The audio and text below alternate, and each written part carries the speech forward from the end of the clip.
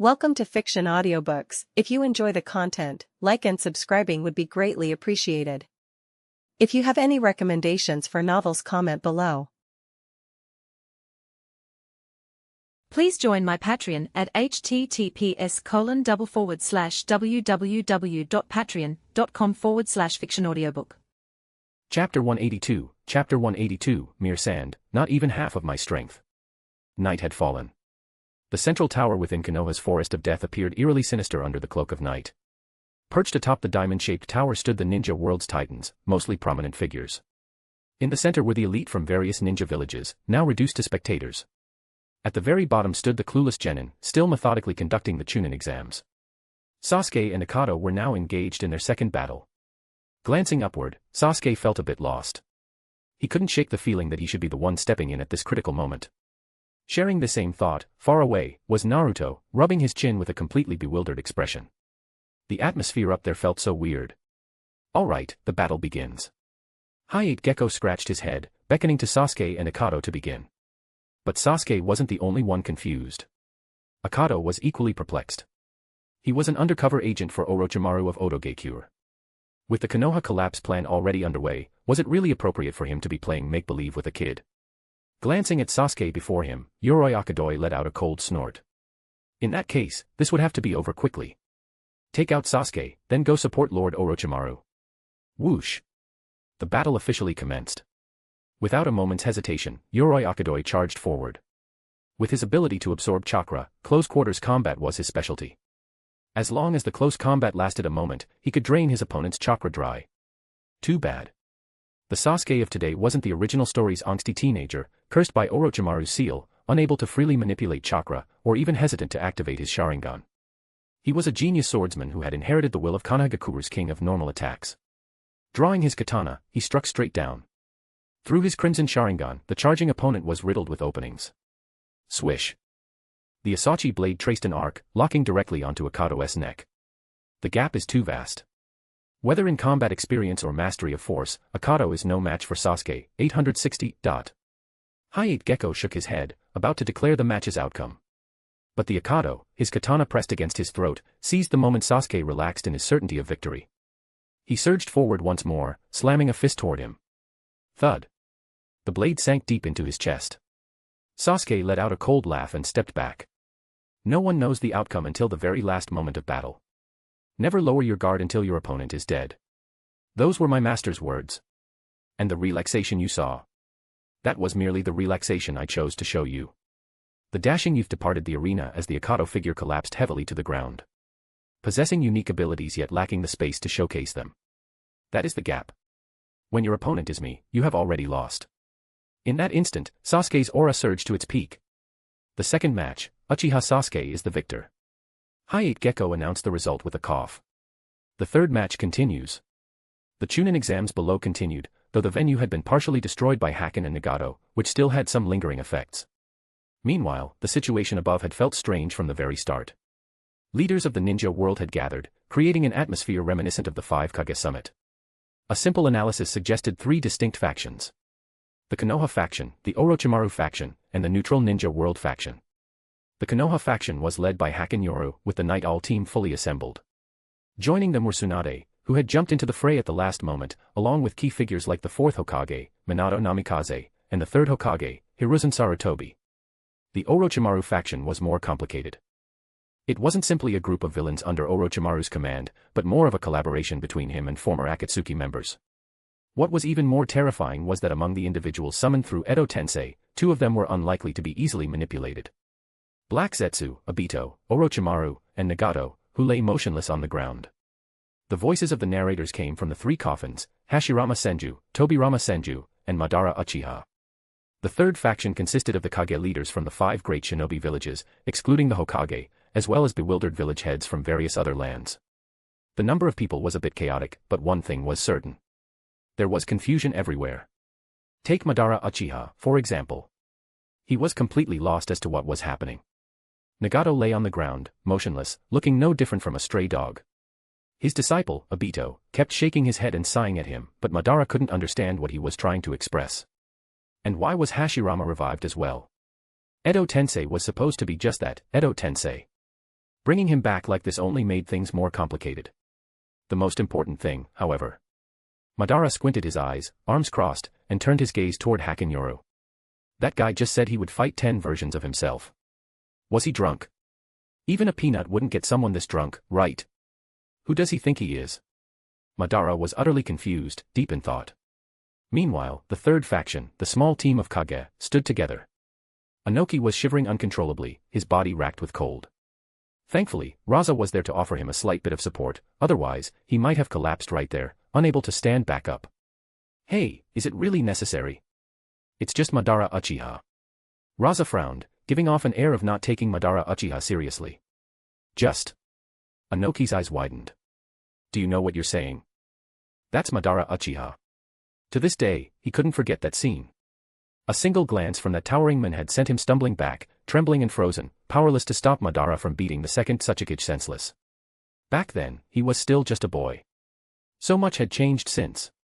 In the end, the alliance between Iwagakure and Konoha had collapsed. The second Subjugation was gravely wounded. All because of that Mangekyo Sharingan. He still couldn't shake the psychological shadow from his youth. Glancing around, Inoki trembled as he tugged at Raikage's sleeve. Who would have thought Orochimaru's trump cards were these people? If it were just the first Hokage, maybe he wouldn't be able to turn the tide. But now, with Madara Uchiha. Time to pick sides. The Raikage frowned. Just as they'd discussed before coming to Konoha, Orochimaru seemed to have gathered forces capable of challenging Konoha. What now? Kazekage, Mizukage, what do you say? Clenching his remaining fist, the Raikage's breath quickened. The moment to turn the tables had arrived. The time to resist Konoha's tyranny was now. A coward was unworthy of being the Raikage of Kimogakure. Turning to Raza and Terumi, awaited their response.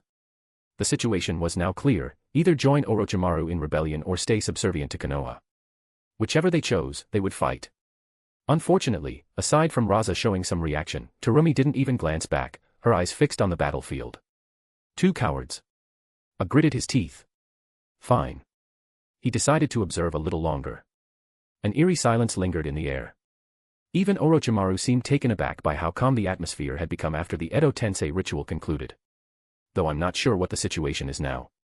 But that caster over there, this Edotensei has restored me to near my original strength. After all, I created this technique. How could a mere Edotensei bind me? Ultimately, it was the summoned second Hokage, Tobirama Senju, who shattered the silence. Madara Uchiha has been resurrected too. This must be Konohagakure. Things seem rather complicated. At this point, there's no other choice, Aniki. I'm moving. Click. In that instant, Tobirama Senju's body suddenly stiffened. He stared at Orochimaru in shock. His body, which had been about to move, froze completely. Tobirama, you're slow on the uptake. Hashirama sighed helplessly. Feel it carefully. This offering is filled entirely with my cells, strengthening the bonds of the impure world reincarnation. Great uncle. Second uncle. As she spoke, Tsunade suddenly rushed over from afar, landing before the two. Who would have thought she could see her former family again? At this moment, Tsunade could no longer conceal her emotions. Tears streaming from her eyes spoke volumes of all she had endured over the years. Little Tsuna, you've grown so much. Looking at his direct descendant, Hashirama Senju seemed somewhat moved. He glanced left and right, a hint of confusion in his eyes. He spread his sensory perception. After a moment, Hashirama opened his eyes. Something felt off. Where are the others? Turning back to Tsunade, Hashirama Senju asked curiously. He had indeed ordered the Senju clan to conceal their surname and live in Konoha. Yet Tsunade's lineage was direct Senju blood. Even assimilated into Konoha, he should have sensed the clan's uniquely vast chakra. But the people around him, including those below, carried no familiar aura whatsoever. Only Tsunade stood before him. Well, Lord First, I think you should ask my teacher about that, the third Hokage, Hiruzen Sarutobi. Orochimaru grinned, seemingly finding his opening. Right. Even if Edotensei was beyond his control, his goal had been singular from the start. Take down Sarutobi. Prove his own worth. They're all dead. Those who assimilated into Konoha became ordinary people. That faint bloodline can't even be considered part of the Senju clan. Tsunade gave a bitter smile, seemingly reluctant to recall that past. To this day, he still couldn't understand why they sent Nawaki, a child who had just graduated, to the battlefield. Clearly, Konoha gained nothing from the Second Shinobi World War, it was an invasion, yet they fought to the absolute limit. Dead? What happened? Senju Tobirama and Senju Hashirama instantly turned to look at Hiruzen Sarutobi, his expression unreadable. There's nothing to explain. Ever since Tsunade returned, Hiruzen knew this day might come. Lord First, Master Tobirama. This matter is my failure to the Senju clan. Bowing to both men, Sarutobi's gaze hardened. That was my incompetence. Letting Danzo run rampant was also my mistake. And I have the courage to bear all the consequences. Tenzo. But before that, I must purge the traitors within Konoha. Cleanse our own house. Please do not stand in my way. Enma had already been summoned, transforming into the golden staff. Hiruzen Sarutobi flung aside his robes, revealing the battle armor clinging to his body. It seemed he had long since discerned Orochimaru's true identity, though he had never voiced it. Old man. Orochimaru's expression darkened. How did you discover me? The glint in your eyes, concealing malice and ambition. I noticed it long ago. Sarutobi shook his head bitterly. Just as I always have. Just as I sensed you never ceased your human experiments. Despite that, I pretended not to know. In that war-torn era, your talent was extraordinary. That's why I hoped you would carry on my legacy. That's what I believed back then. A long sigh escaped him as Sarutobi's gaze hardened. But my naive thinking back then led to today's catastrophe. Perhaps I should never have let you go that day. That remains the gravest mistake of my entire life. So even though your aura has changed, your appearance altered, your eyes still burn with the same unyielding ambition. His eyes. Orochimaru pinched a seal, his expression cold. This teacher truly understood him. Saru, I think you should first explain the matter of the Senju clan. The controlled Tobirama Senju wore a solemn expression. I entrusted Konoha to you. Now you tell me only Tsunade remains of the Senju bloodline. Don't change the subject. I demand an explanation. Explanation. What explanation do you want? What does the Senju clan even mean? Just as everyone was engrossed in that grand wave of curiosity, a voice struck like a cold blade. Madara Uchiha, arms crossed, casually crushed a tile beneath his foot. Instantly, a gaping hole nearly caused the floor to collapse. I simply want to know what the hell is going on right now. A savage aura instantly radiated out. Madara Uchiha's gaze shifted to Obito standing beside him. Then he began walking forward step by step. He wanted to understand the current situation, why he'd been resurrected through Edotensei instead of the natural cycle of rebirth. And how far along the Eye of the Moon plan had progressed. These were the questions Madara Uchiha sought answers to. As for the Hokage of Konoha village's concerns, what did they have to do with him? He advanced step by step toward Obito. Yet, as he passed Orochimaru, Madara paused upon seeing the latter forming hand seals. He tilted his head, fixing his gaze directly on Orochimaru. You're the one who cast the spell. Here it comes. Orochimaru was desperately trying to control the Edotensei, yet the men before him didn't even flinch. With remarkable composure, he simply pulled open his collar and glanced inside. So you know the secret of my body? Yes. The secret of yin-yang fusion. Orochimaru nodded, sweat pouring down his face. You, resurrected with a special offering, will surpass even my prime. Madara froze, a hint of amusement flickering in his eyes. You have seen my prime. I've longed to witness it, Madara Uchiha, the legendary power.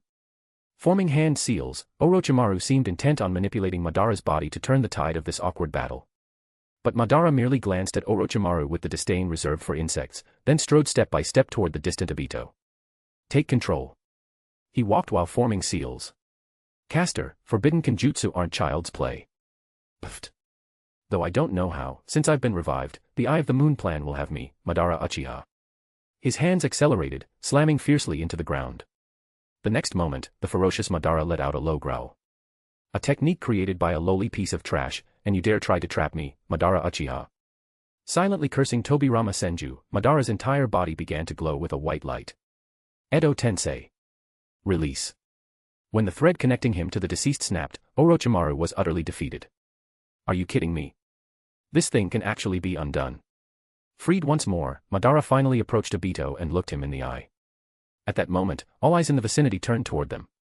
The identity of the masked Madara Uchiha had been exposed the moment the real Madara was resurrected. So who was this man? The individual who had once collaborated with Akatsuki and crossed paths with Obito was filled with confusion. Only Minato and Kakashi let out a sigh. How is the Eye of the Moon plan progressing? Why do I sense the presence of several tailed beasts down here, instead of within the demonic statue of the outer path? And why use such a crude method to revive me? Obito. Squinting at Obito, Lord Madara's voice was low. Lord Madara, Obito didn't capture a single one. Instead, Black Zetsu hurriedly answered respectfully. I think you should ask a different question. Obito frowned and pointed toward Hakenoru. For instance, who is he? Who is he? Madara swept him with a cold glance. Just a brat. A worthless fool who fancies himself capable of taking on 10 Madara Uchihas. A mere speck of sand, not even half my worth. Boom. Clang. A massive blade sliced through the air, narrowly intercepted by Madara's Susanoo shield above his head. In that instant, Madara's eyes blazed with spiritual energy. Crash. Susanoo shattered. Madara staggered back over a dozen steps before finally halting. The brat he dismissed hoisted his katana again, thumbs up toward Madara. Then, right before his eyes, he spun 180 degrees and plunged the katana downward with brutal force. A mere speck of sand, not half my worth. That line belongs to me. Liquor burned his throat. Haken grinned. Things were getting more and more interesting.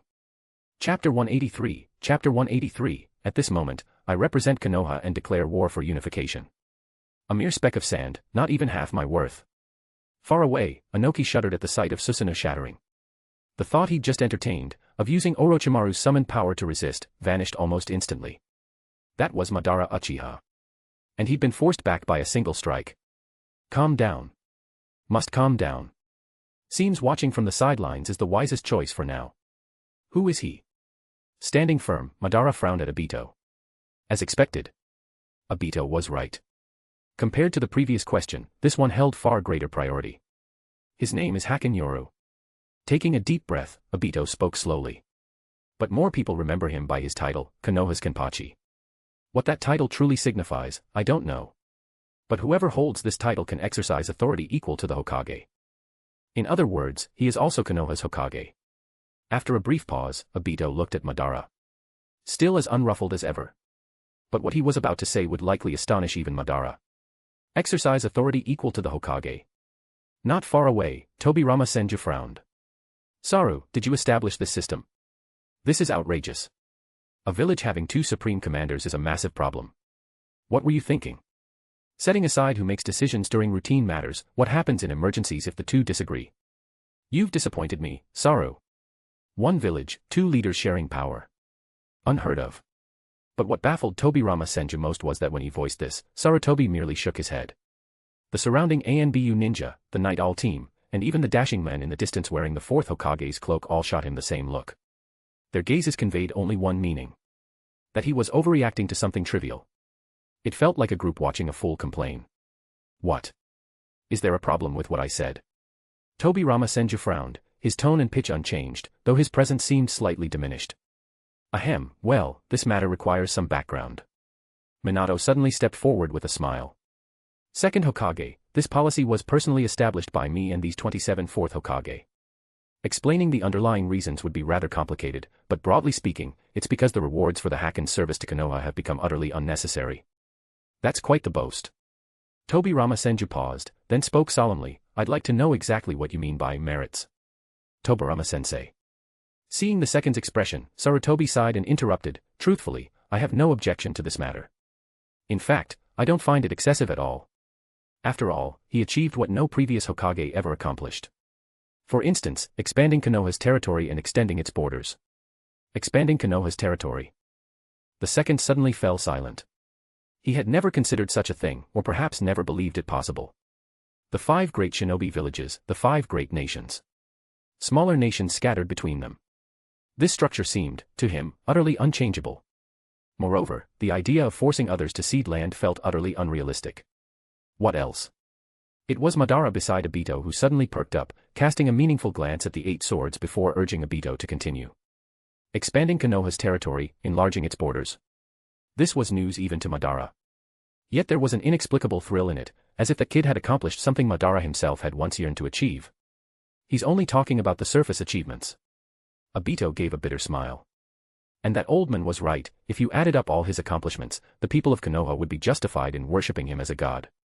He graduated early from the Ninja Academy, then went deep behind enemy lines in the Land of Lightning to capture the 2 tails and severely wound the 8 tails. Even before that, when I fought him, he forced me back with a single strike. But that's nothing compared to the reforms he implemented after returning to the village. He transformed the ANBU, that obscure department hidden deep within the village, one people scarcely noticed, into a symbol of glory. That's how Konoha's Wall of Honor came to be. Only those who contributed to Konoha earned a place on that wall. What the third Hokage just mentioned were merely the recorded feats etched there. But beyond those, there are countless untold deeds. Like capturing the Raikage alive, forcing the Land of Lightning to ultimately cede territory. Or thwarting my attempt to unleash the Nine-Tails Chaos to exact revenge on Konoha. Trifles, really. Obito narrowed his eyes, staring intently at Kaguya in the distance. Now comes the crucial part. After consolidating the ANBU, he led ANBU Ninja and his personal Night Owl team to infiltrate Kirigakure. In a single night, he seized control of the village's government. He eliminated the fourth Mizukage, Yagura, and installed the fifth Mizukage, Terumi, into power. According to my intelligence, Kirigakure is now effectively a vassal state of Konoha. The entire land of water is under Konoha's control. The entire land of water under Konoha's control. At that moment, everyone present was utterly stunned.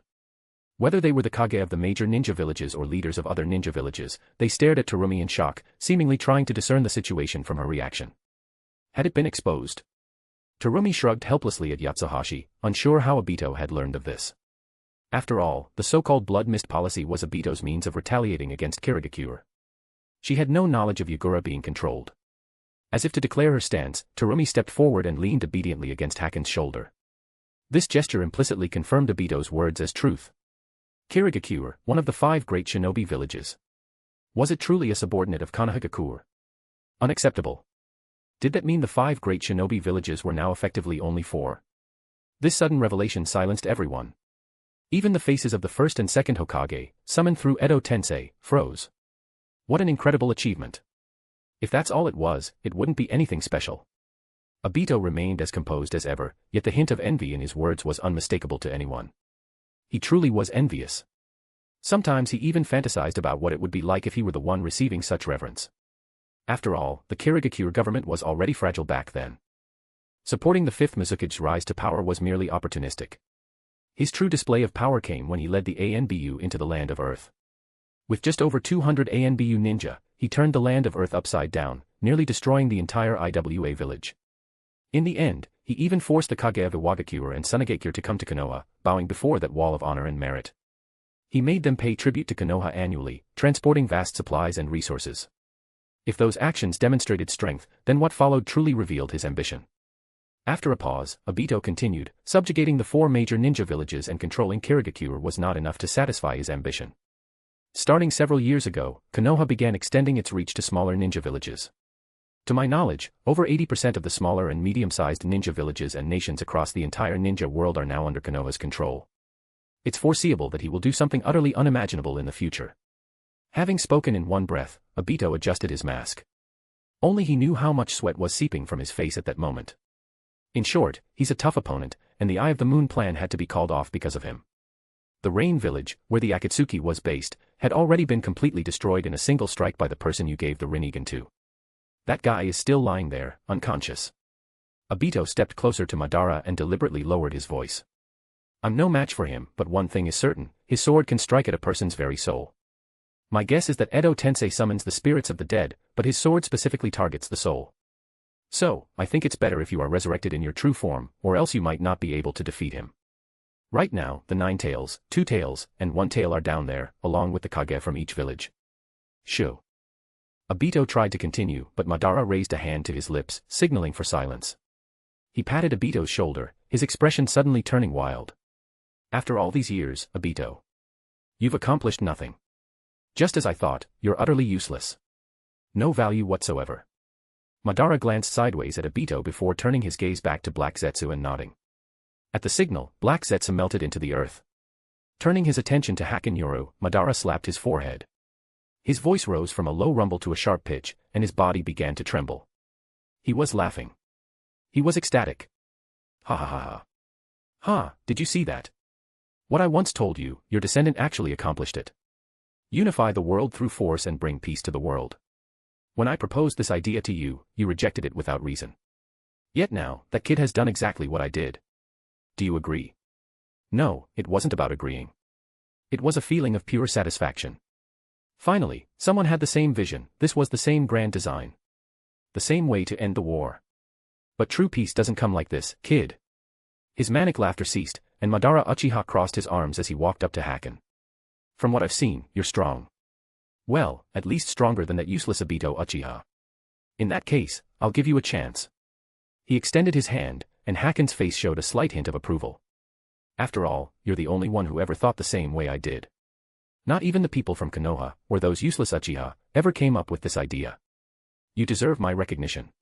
So, what do you say, are you interested in ruling this world together? Cooperate. The people in the area were stunned. That proud Madara Uchiha was actually offering a hand to a junior. No, wait. He was inviting Hakenoru to join some plan. This is bad.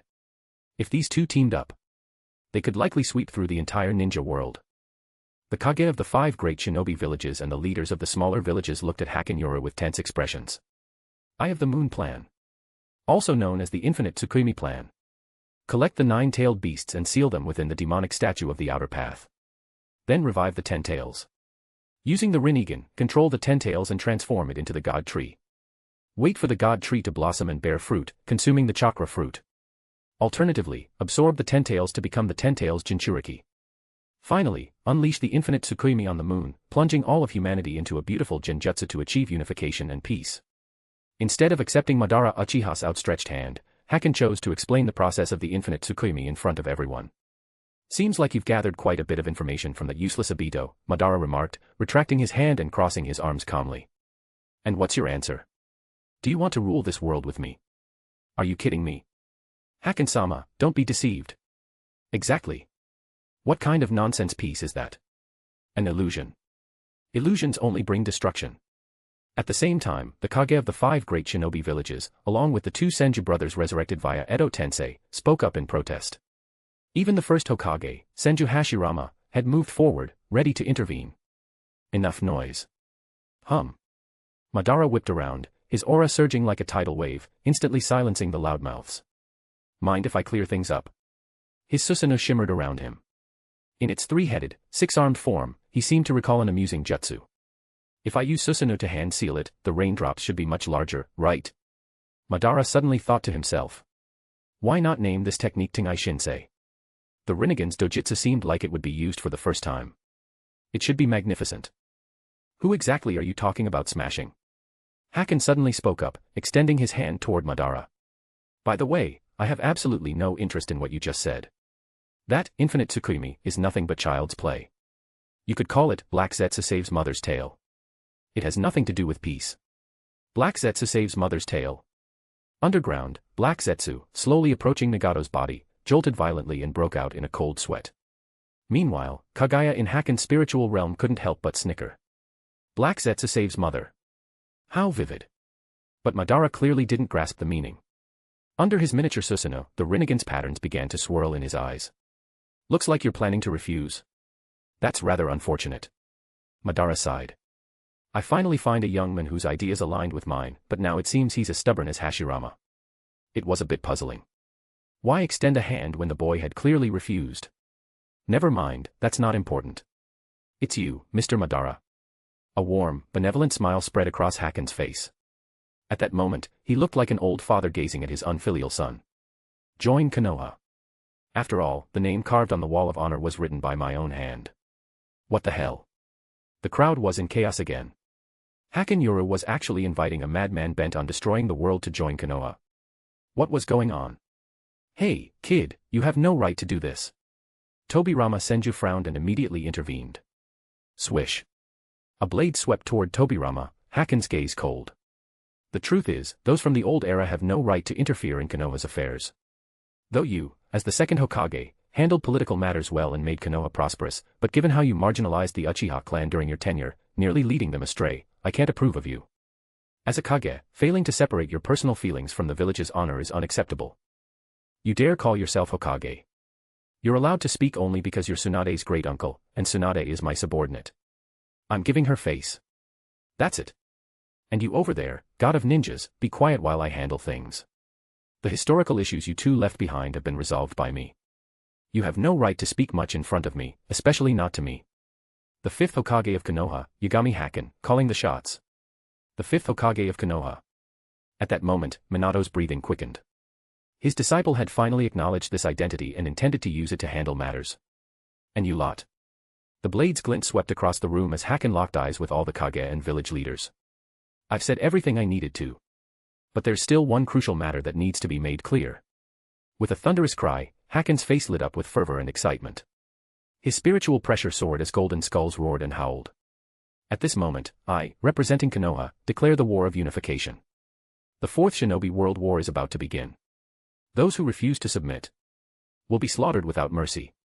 Chapter 184, Chapter 184, come on. Fight me.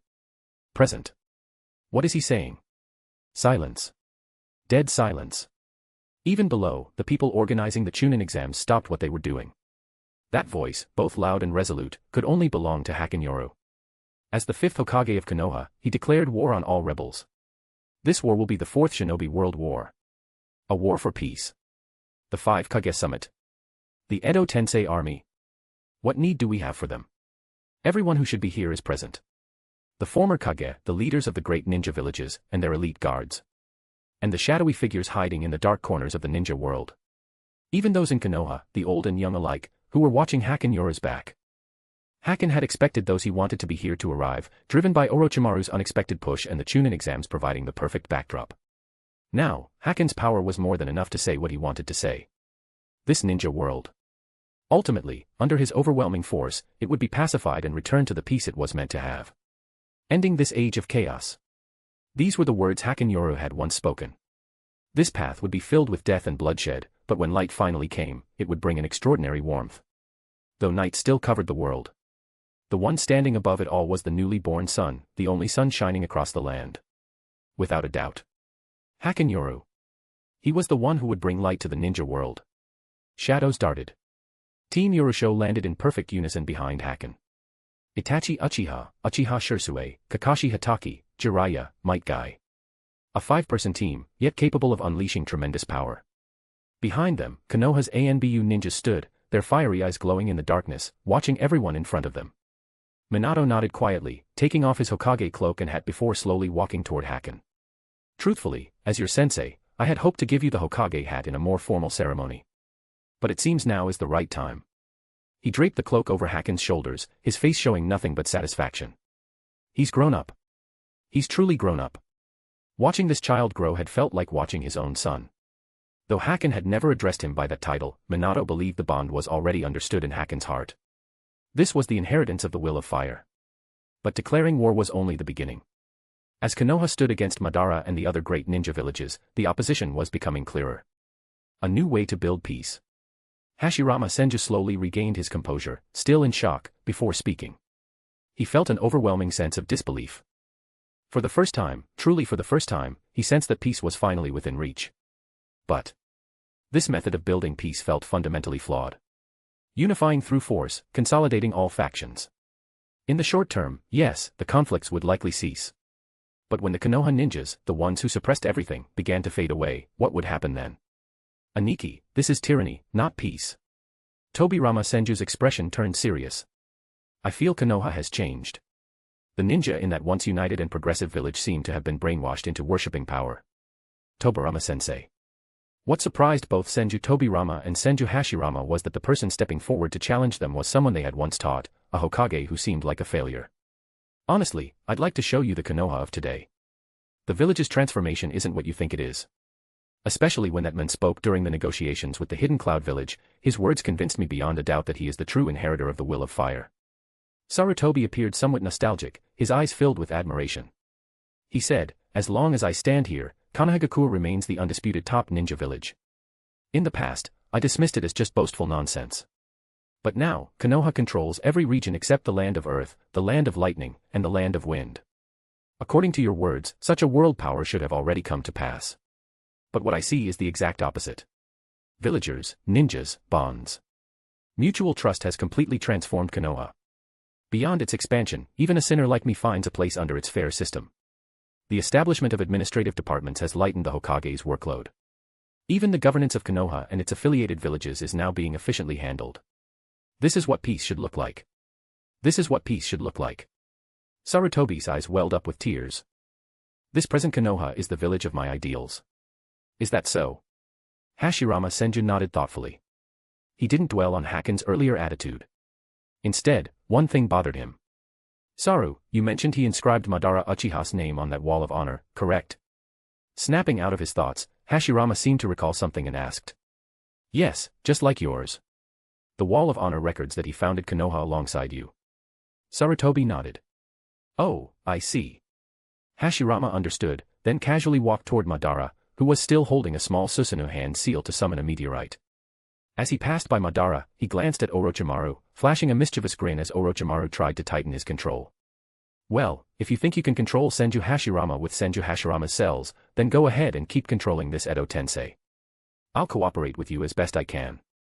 Using Senju Hashirama's cells to control Senju Hashirama. Orochimaru seemed to take offense. Insulted by his own words. He regretted it immediately. Of the 3 summoned by Edotensei, 2 were beyond his control. How was he supposed to handle this? Did it really need to be this embarrassing? Only Tobirama Senju remained. Together with himself, he wondered if they could face off against Hiruzen Sarutobi. Damn, it seemed the situation had escalated from a simple disagreement with Sarutobi-sensei to something much bigger, war. With a wary look in his eyes, Orochimaru turned toward his former teacher. Madara, stop this. Hashirama reached Madara and, without hesitation, sat on the protruding structure of the central tower. He then extended his hand toward Madara. What are you talking about, Hashirama? Madara's expression remained calm. After briefly glancing at his old rival, he shifted his gaze to Hakenoru. Kid, you know what? You just said everything I was going to say. Declare war. Wasn't that supposed to be my line? Madara fixed his gaze on Hakenoru. This kid, who intrigued him at every turn, had accomplished everything Madara himself had once sought. And peace seemed so close. If only he could suppress the backlash after declaring war, perhaps the world could truly be unified. Peace would come. But that peace would never be permanent. People would die. And once the dead were gone, war would erupt again. Only the infinite Tsukuyomi was the ultimate path to peace. The genjutsu that brings an eternal dream. Hold on, Madara. Are you sure you don't want to come with me to see your name engraved on the wall of honor in Central Plaza? Hashirama Senju didn't give up. I still remember how we dreamed of peace together at the Naka River. Everything happening now is a step toward peace. Why would you destroy it? I don't want you to do this. Back then, you couldn't even beat me at skipping stones or peeing into the river, you were no match for me in anything. But our hearts were the same. Hashirama paused, letting out a wistful sigh. Give it up, Madara. Just like you once put aside your hatred and built Konoha with me. I know you've always strived for peace, but I've chosen to entrust that dream to the next generation. Everything is so beautiful now. You shouldn't still be so volatile. You know nothing. Madara shot a cold glare at Hashirama. It was this man's mercy that had kept him from completing his grand vision. Now, the man standing there had become nothing more than a child. He couldn't accept such an outcome. As for the names on the wall of honor, he probably didn't care anymore. Hey! You there, Orochimaru. Madara suddenly whipped around, his expression twisting into a savage grimace. You wanted to see my peak combat power, right? As you wish. From the Uchiha, the power of the gods. Boom. Chakra erupted violently. The frenzied energy gathered around Susanoo, and even the arms extending from it began forming hand seals. The atmosphere instantly grew heavy. Unconsciously, everyone looked up at the sky. A portion of the previously clear sky had suddenly turned pure black. As the blackness spread, the already uneasy leaders of the ninja villages froze in place. You've got to be kidding me. Impossible. Their power isn't even on the same level. Something seemed to fall from the sky. That massive force was suddenly within reach. From Madara Uchiha, the power of a god. Tengai Shinsei. I gave you your chance. But after our final showdown, I still plan to clean up these minions. Arms crossed, Madara shot a taunting glance at Hakenoru before sneering at Orochimaru. This power, you didn't create it. Tengai Shinsei, huh? Haken looked up at the night sky. The light from the crescent moon illuminated what was up there. A dojutsu from the Rinnegan, requiring Susanoo to form the hand seals. Its destructive power was immense, so much so that even the caster could be killed by it. Hey! What are you doing? Amid the stillness of the night, a figure suddenly stepped forward. Anoki. Die here? No. He never intended to. This moment wasn't about analyzing resistance to Konoha's unification war anymore. It was about the very fate of the ninja world. If they all perished here, This world might truly fall under the control of the infinite Tsukuyomi, into a genjutsu hell. Calm down, Subjugation. Minato flashed a sunny smile at Inoki. This is Konoha. No one can destroy this village before the 8 swords, before us. Otherwise, why would Konohagakure be the first shinobi village? No one could destroy this village before him. Inoki's expression darkened. Once, his own village had been destroyed right before his eyes by Hakenoru, and he had been powerless to stop it. Is this the gap? Lord Hokage. He suddenly waved at Minato. Inoki seemed to have made a difficult decision. Those two over there. Both desire world peace, but it's clear that Madara Uchiha's path has narrowed. And for some reason, I have this feeling that even he, Madara Uchiha, might not be a match for Hakenoru. Therefore, it seems the only choice left for us is to submit to Konoha. Having spoken this harsh truth, Inoki's face seemed to grow even older. Then I wish to ask you this, if I agree to submit, can you spare the ninja of Iwagakure and the people of the land of Earth? If that's possible, I'll gladly accept my death. If not, I will fight to the death. Even if the final outcome is death. Staring blankly at the Tsukuyomi before him, Minato seemed as though he were seeing the men for the first time. Is this the stone will of Iwagakure? Clap. A hand rested on his shoulder, and Minato's smile grew even brighter. There's no need for you to die, nor will anyone from IWA perish. All you must do is accept Konoha's policies. I guarantee, as the 4th Hokage, that Iwagakure's days will only get brighter. Don't underestimate Haken's intellect. He only resorts to violent suppression when met with resistance. The Mizukage can attest to this. Minato's glance toward Terumi made his meaning clear. Well, the Hokage-sama speaks the truth. In reality, the coup in Kirigakure claimed only dozens of lives, all resistors, mind you. And if you saw the current progress of Kirigakure, you'd likely be astonished. Terumi shrugged. I haven't witnessed the violence you speak of. Just follow Konoha's lead. Is that so? Inoki lowered his head. Hey, master. Just then, Haken, lazily pulling out a stool and sitting down, waved at Minato, draped in the Hokage cloak. Can this meteorite be moved? Toss it over to the Valley of the End. Flying Thunder God technique. Flying Thunder God. It's a bit tricky with such a large object. We'll need to borrow some power from the Nine Tails. A flash of golden light erupted from his body. The Nine Tails chakra mode nodded at Haken. The process of borrowing power went surprisingly smoothly. Whoosh! Golden light shot skyward. The next moment, the massive meteorite was transported far away, slowly descending. Flying Thunder God technique. Madara watched the golden light coldly. What about the other one? What will you do with that? Just keep moving it. Minato's answer made Madara pause. Oh, right. Just as he was about to continue working, Minato suddenly patted his stomach sheepishly. Lord Ninetails asked me to tell you, it said seeing your face while eating made it happy. It lent me a bit too much chakra, so you might want to toss a few more meteorites. Swish. His figure vanished once more. Meanwhile, Madara Uchiha's expression began to twist. Finally, accompanied by 2 distant tremors. The Tengai Shinsei, hailed as divine power, vanished from above. After all, this Flying Thunder God technique was created by this old man. In the distance, the proud and Sundara Senju Tobirama exhaled in relief, then patted his chest with a hint of pride. Yeah, he created it. No doubt about it. Ken-san. Just as everyone was savoring their narrow escape, Itachi suddenly ran up to Haken, his voice strained. Something's off, Ken-san. An attack this week should have been easily shattered into fragments by your power, or those 2 puny meteors should have vaporized outright. Why did you insist on having Minato-sensei divert them? Yes. Even the other members of the Night Owl team were puzzled. It's true, Owl. I don't understand either. It was just an attack of this level. Kakashi frowned. Oh, remember when I suggested building a dedicated Konoha attraction at the Valley of the End? But the plan stalled due to a lack of soil. After all, our village doesn't have many Earth release ninja. So look at this meteorite, it's natural Earth, right? Have Yamato constructed according to the blueprints. Set the admission fee at 100 Konoha coins for now. I reckon we'll rake in quite a profit. Haken stated matter-of-factly. No sooner had the words left his mouth. A killing intent surged skyward. Madara's eyes blazed crimson. The transfer of Tengai Shinsei was no big deal. But what did these people just imply? Weakling attack. Shattering a feeble meteorite into fragments. Is merely this level of attack. Insults were one thing, but wasn't the Valley of the End statue mine? Die.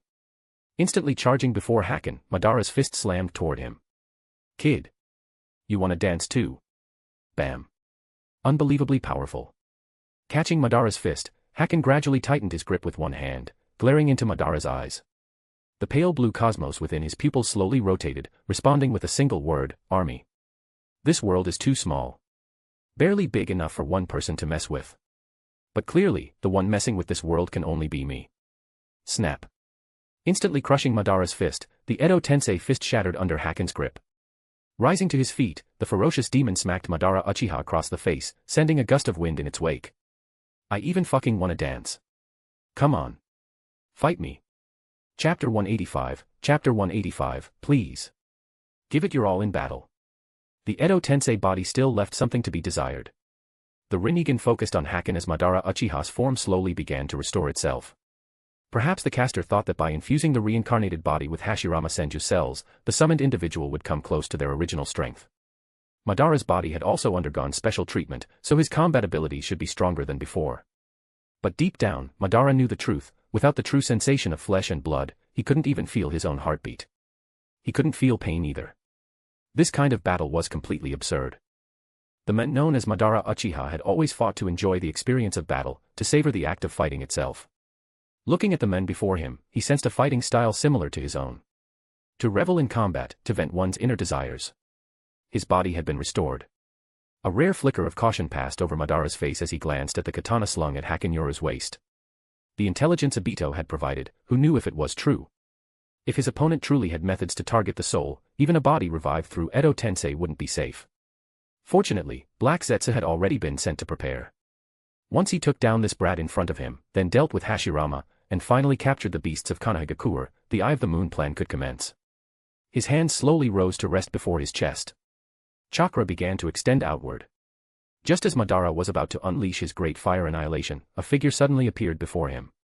This isn't a place where you can freely unleash your jutsu. Gripping Madara's throat, Haken instantly smothered the great fire annihilation in its cradle. The immense force carried both of them toward the death forest outside the central tower. Are you kidding me? The Chunin exams are still happening down there. If Madara starts destroying things here, how can the exams continue? Not to mention, if you let your complete Susanoo out, one kick would likely reduce the central tower to rubble, right? Complete Susanoo, hailed as the embodiment of destruction. In the original story, Madara once said that anyone who witnessed this technique was already dead. That much was true.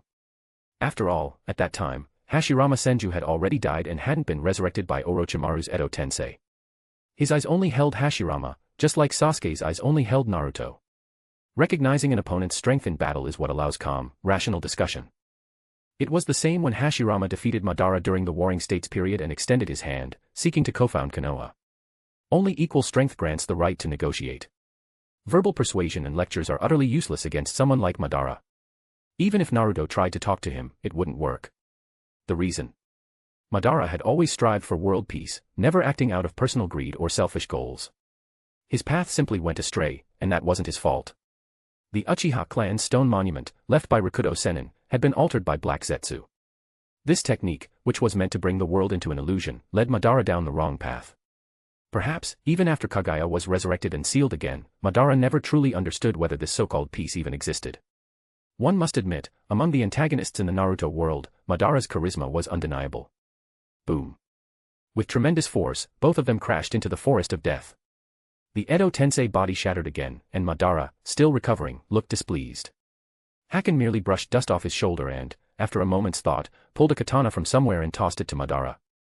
Then, lazily removing the golden cross-shaped dagger from around his neck, the one Minato had returned to him, he pointed it at Madara from a distance. This golden dagger was the token he had given to Karen.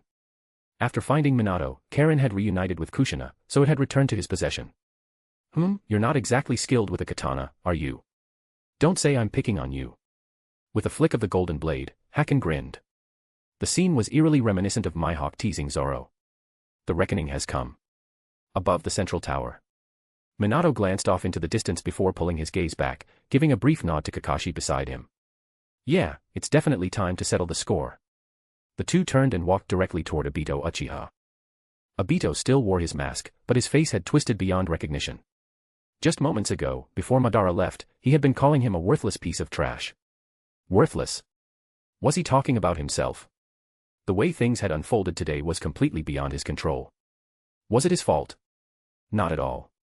That brat's combat power had skyrocketed too quickly. He had never seen such rapid and ferocious growth. In fact, that person wasn't even a ninja. If forced to describe him, he could rival the god that Nagato had always spoken of. And for some reason, Obito found himself hoping that Hakenoru would eliminate Madara Uchiha. Then he could walk right up to Madara and tell him who the real worthless one was. But before that, there were matters that needed to be dealt with. Standing straight, Obito watched the two figures approach. His breathing steadied. His former teacher and his former friend. There was no doubt they had recognized him. Even when Madara had just called out his name directly, Obito, they hadn't shown any surprise. Who had told them? Hakenoru? It didn't matter. Let's settle this. Obito. Minato's expression was complex. When he had first learned from Haken that the masked man was Obito, he had briefly retreated into himself. The student he had once trusted had attempted to kill Kushina, Uzumaki, and their newborn child during her delivery. He had even summoned the Nine Tails to destroy Konoha. Once, he had wanted to stand before Obito and ask him directly, why? But now, seeing him face to face, Minato suddenly realized he didn't know what to say. What could he possibly say? Accuse him? No. Accuse him of what? Everyone has the right to choose their own path. Rin's death had deeply scarred Obito. He had chosen to create a world with Rin by standing on the side of destruction. As a man, that was admirable. But if the path was wrong, one had to be prepared to bear the consequences. Did Obito possess that resolve? Gently reveal the truth to him. No. The truth itself seemed to matter little to Obito now. Rin had asked Kakashi to kill her. Obito knew this well. What he hated was Kakashi's failure to save her, that he had actually sliced through Rin's heart with Raikiri. Inaction. But that wasn't Kakashi's fault at all. Even after that incident, Kakashi had woken up countless times in the night, staring at his own blood-soaked hands. No one wants to kill their comrades. Who could bear to destroy the bonds forged through countless battles? But unlike Minato, Kakashi still wanted to say something. Obito. Kakashi opened his mouth, struggling to utter two words. I don't want to say anything to you, Kakashi. His identity had been exposed, there was no need to keep wearing the mask anymore. Removing it, Obito's half-destroyed face was revealed. His gaze toward Kakashi and Minato held no emotion whatsoever. Obito, it wasn't Kakashi's fault. Think about it.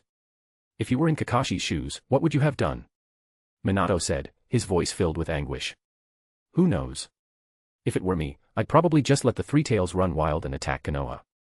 A cruel smile spread across Obito's face. Best to take the entire village down with me. He had completely lost his mind. Obito, why have you become like this? This response. Minato was utterly stunned. This wasn't the same kind-hearted boy who once helped old ladies cross the street. Minato Namikaze. Obito cut him off, his gaze cold and indifferent. You have no right to speak like that. You weren't there when Kakashi and I rescued Rin during that accident. You weren't there when Rin was sealed with the Three Tails either. You couldn't even recognize your own student standing right in front of you. Yellow flash. Nothing but an empty title. Fury blazed in Obito's eyes as he pointed a finger at Minato, his voice thick with rage. But those words sparked a fiery anger within Kakashi, standing nearby. Obito, I don't blame you for resenting me. But the number of times Minato-sensei saved your life, you couldn't count them on both hands. Just because he was delayed by other missions and couldn't rush to your aid immediately, you've already condemned him. That's not right. And besides.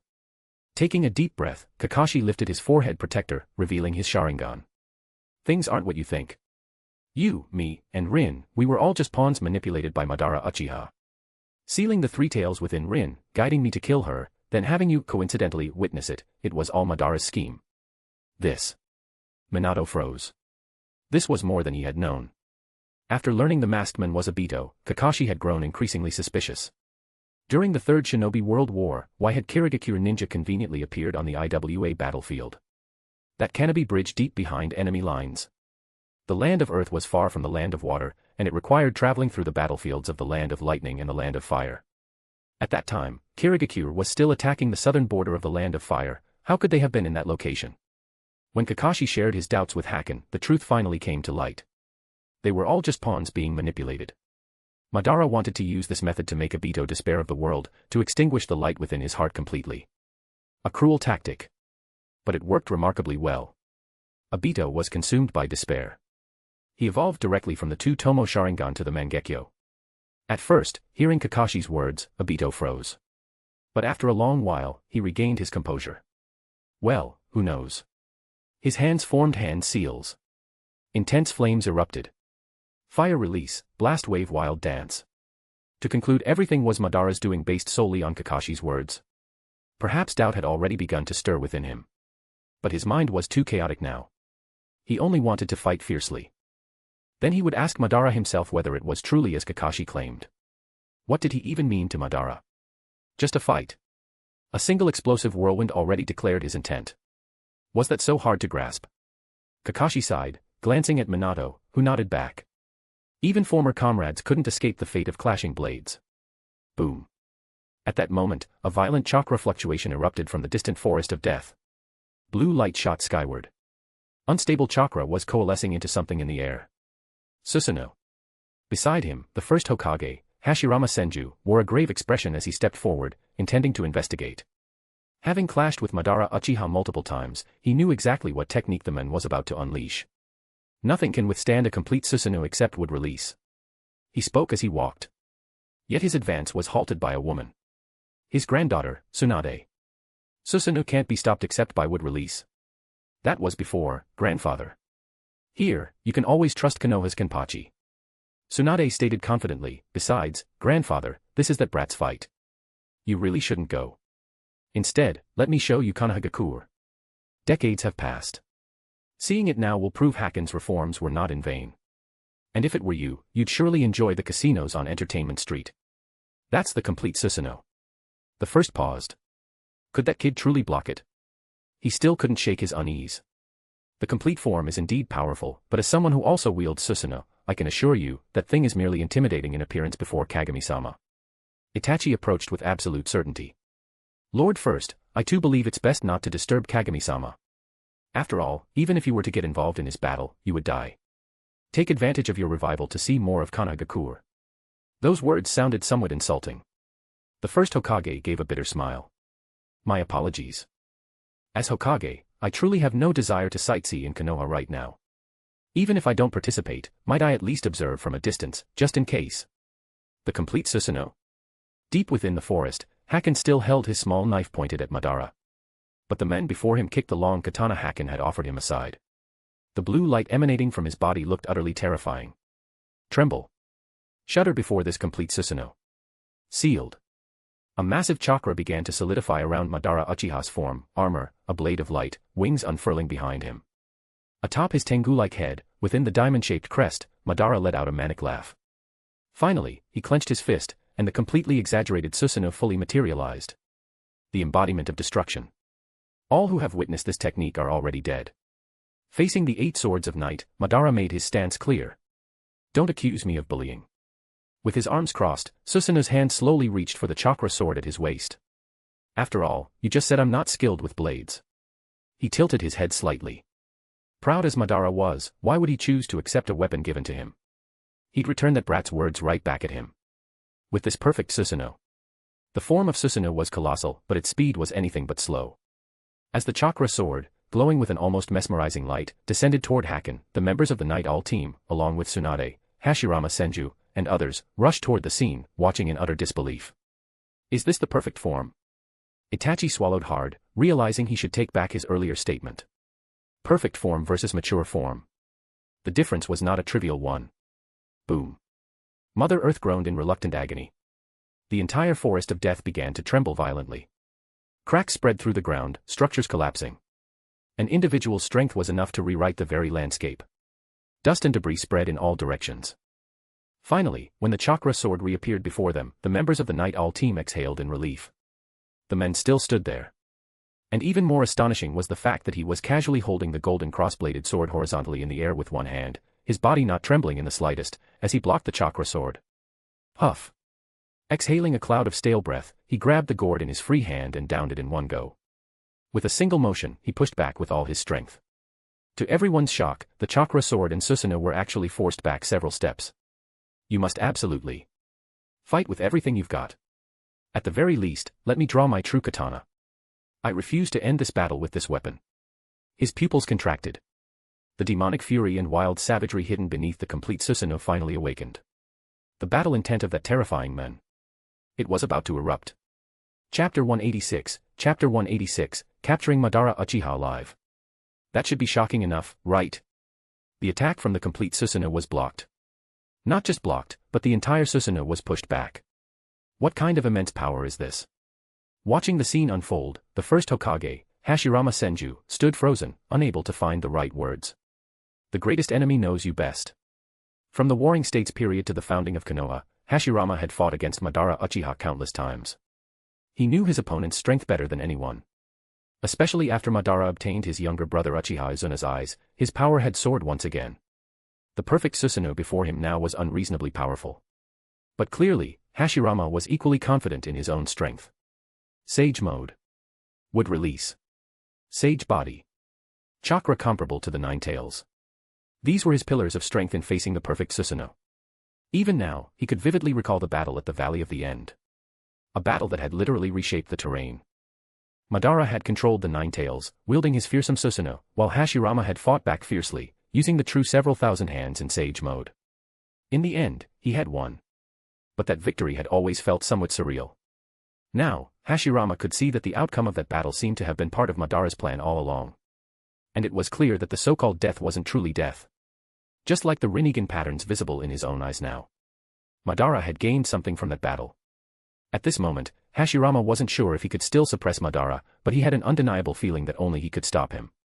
Yet, at this critical moment, another figure appeared. And he, too, had suppressed Madara, wielding the complete Susanoo. Why? With just a small sword in his hand. How had he managed to do that? Hashirama's mind raced. That man seemed to possess power beyond chakra itself. What terrifying power! Madara's eyes within the Susanoo widened in disbelief. The quick draw slash, the very symbol of destruction, hadn't cleaved that man in two. Even more bizarre, the ground beneath his feet remained untouched. Only the surrounding forest was left in ruins. What was the principle behind this? And the force that had just pushed back his chakra light sword with the obi, was it powerful enough to push back the Susanoo itself? It seemed. He had underestimated this brat. Steadying himself, Madara drew two chakra light swords simultaneously with both hands. From the wings on his back, arms extended, transforming into chakra blades. Now, 4 chakra light swords were gripped in his hands. In an instant, the destructive power of the Uchiha clan's ultimate weapon was fully unleashed. Battle, huh? This feeling.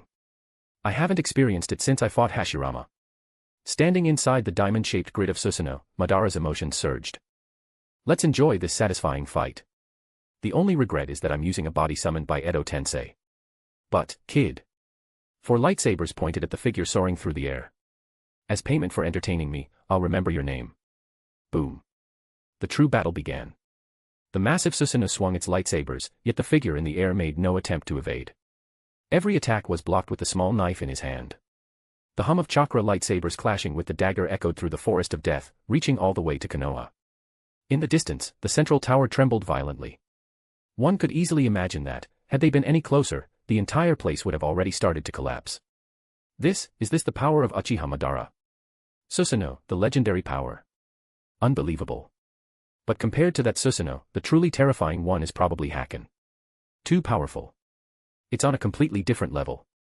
The enormous form of Susanoo, moving through the air, was clearly visible to both the ninjas and villagers watching. Witnessing a battle of this scale for the first time, they felt completely inadequate as ninjas compared to these two. It was overwhelming. Whether it was Konoha's Kenpachi or Uchiha Madara, both left them completely stunned. Compared to these two, even the battles happening atop the central tower, Tobi versus the 4th Hokage and Kakashi, or the standoff between Orochimaru and the 3rd Hokage, Hiruzen Sarutobi, seemed insignificant. Not to mention the ongoing Chunin exams down below. At that moment, Sakura and Ino stood on the field, looking somewhat lost. Were they really fighting? If this could even be called a battle, how could the confrontation between those two in the distance be explained? The power of gods. Ino placed her hands over her chest, her eyes flickering, and suddenly smiled at Sakura. You win this fight. I've already gotten enough from this Chunin exam. She pointed to her lips. Ino tilted her head, choosing to forfeit as she met Sakura's confused gaze. What is going on? Sakura was completely baffled. What did Ino mean by getting enough? Thrilling. Ha ha ha. Thrilling. Now, this is what a real battle feels like. It's been years since I felt my blood boil like this. The chakra, the force of that chakra blade. He seemed to fall into a frenzy. The man who had repeatedly sent Susanoo's weapons flying back into the air suddenly let out a wild roar. Such swordsmanship, although it still doesn't earn my approval as one of the Hakenoru. But of everyone who's fought me, no one surpasses you. I, Hakenoru, declare you the strongest. This brat. Madara's arms, which had been crossed over his chest, suddenly dropped. He clenched his fists tightly. Such words, from a mere brat. The words he had been about to speak were snatched away from him once again. Who do you think you are? How dare you speak of me, Uchiha Madara? Damn it. Suppressing his rage, Madara raised all four of his arms at once and brought them crashing down. This was Susanoo's heaviest strike. Susanoo. Dance of four swords. Boom. Hum. Four chakra blades converged on a single point in a brutal, concentrated assault. Though not as vast as the map-shattering power of a tailed beast, its strength lay in the devastating force it brought to a single target. Chakra erupted. The Susanoo itself began to tremble, and the surrounding air seemed to freeze. For a full 3 seconds, the space vibrated and sent shockwaves in all directions. The entire forest of death fell into an eerie, deathly silence. Annihilation. Desolation. Trees visibly disintegrated into vacuum zones under the shockwave. Immediately, the central tower was surrounded by countless ANBU ninjas, a circular barrier rising up around it. This was the combined ANBU barrier. Even so, the shockwave was powerful enough to shake the central tower visibly. Thankfully, thanks to the efforts of the ANBU ninjas, the shockwave eventually subsided. But as they looked around, the forest of death had turned to dust. The power to rewrite the map. A combat strength beyond that of a Kaga-level shinobi. This was Super Kaga-level. One person alone could rewrite the course of battle. This was the best way to describe Super Kaga-level combat power. A long time passed. The smoke and dust finally began to clear. Uchiha Madara's Susanoo still stood proudly in the sky, maintaining the pose of its four sword-wielding arms striking toward the heavens. The onlookers stared wide-eyed, tense with anticipation. The scout with the Byakugan suddenly froze in shock. The fifth Hokage-sama is still alive. Cheers erupted. The people breathed a sigh of relief. Only Raza and Lord A wore somber expressions. So this is how it is. Even Madara Uchiha couldn't stand against that brat. In the air, the two sides fell silent. Madara Uchiha's expression stiffened slightly. The men before him remained completely still. He leapt to meet the four chakra swords, effortlessly catching the four-blade dance with a single hand. Caught. And without paying any price. No. There was a price. Snap. A distinct cracking sound reached Madara Uchiha and Hakenoru's ears. The small cross-shaped sword blocking the Susanoo blade slowly cracked and broke in two at its center. After all, it was just a mortal object. The men before him sighed softly, catching the broken sword and gently running his fingers over it.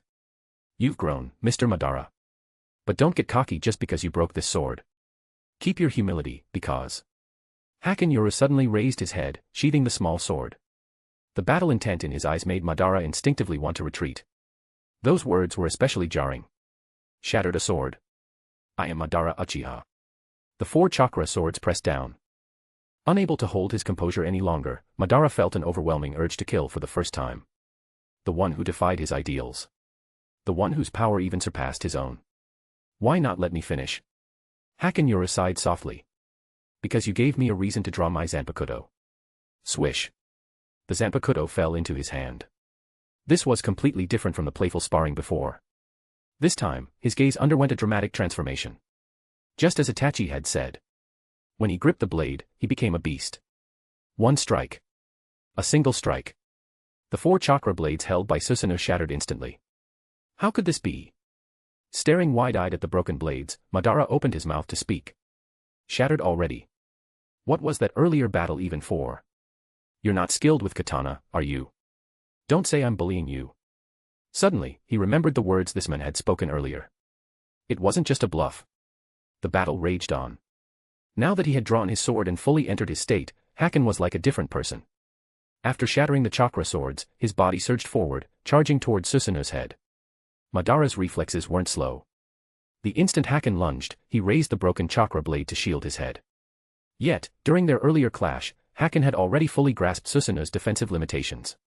Though the perfect form looked far more imposing than Itachi and Shirsue's mature forms, its actual defenses were utterly helpless before his blade. Of course, this was likely due to the overwhelming shattering effect of Haken's normal slash trait. Swish, swish. Both arms of Susanoo snapped clean off.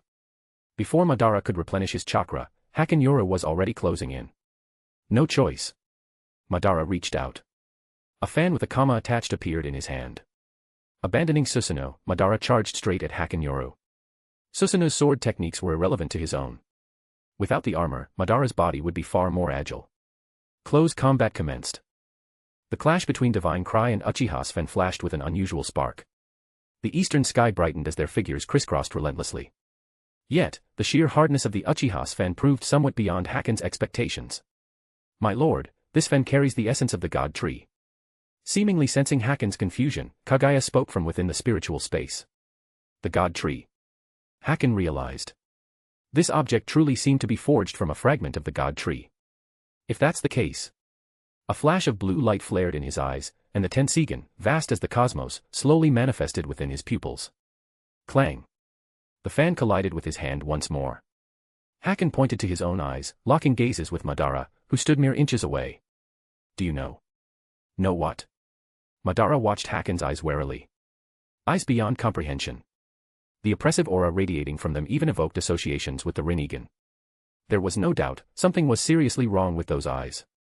Actually, it doesn't need to be this difficult. Truth-seeking balls appeared behind him.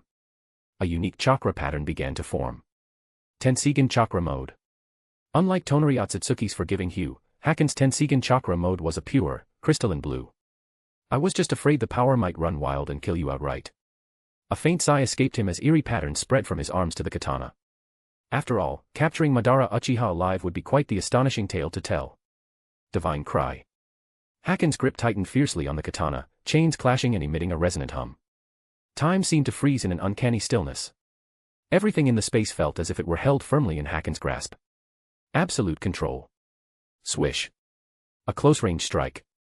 A simple, unadorned strike. The most trusted horizontal slash of the Haken.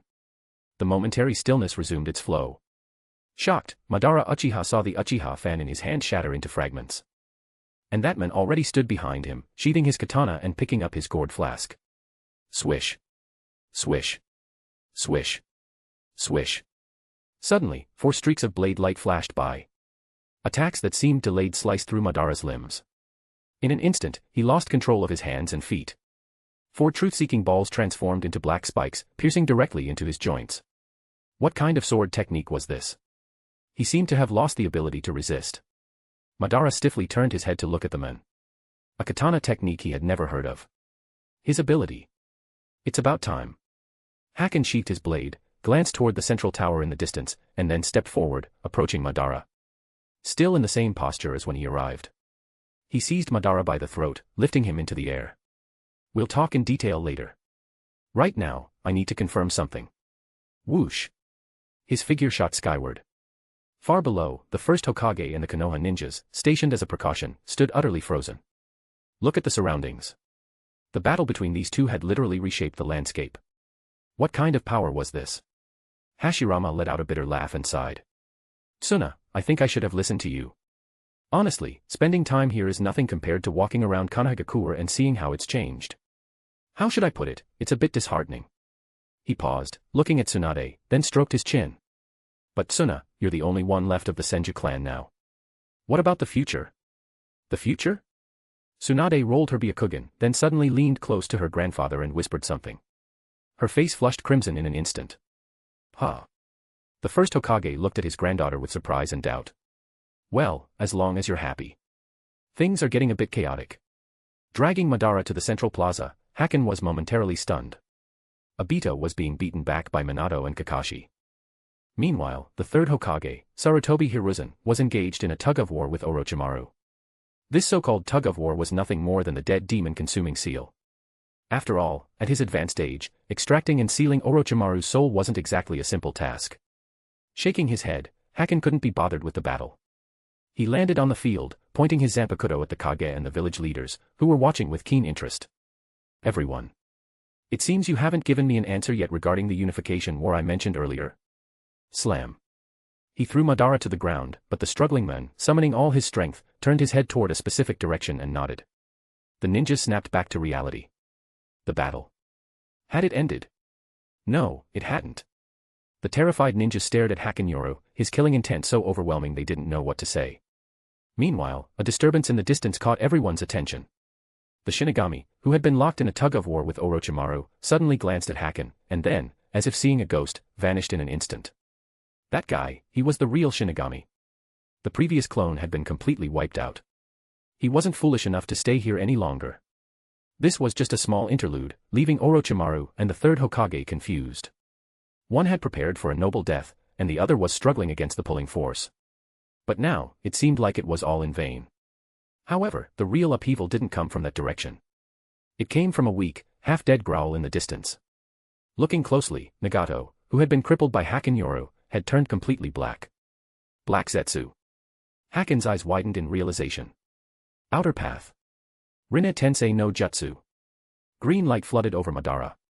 A fresh, vibrant body, a beating heart. Pulling the truth-seeking ball from his chest, Madara suddenly rose, smiling as he took the Rinnegan that Black Zetsu had brought from the ground.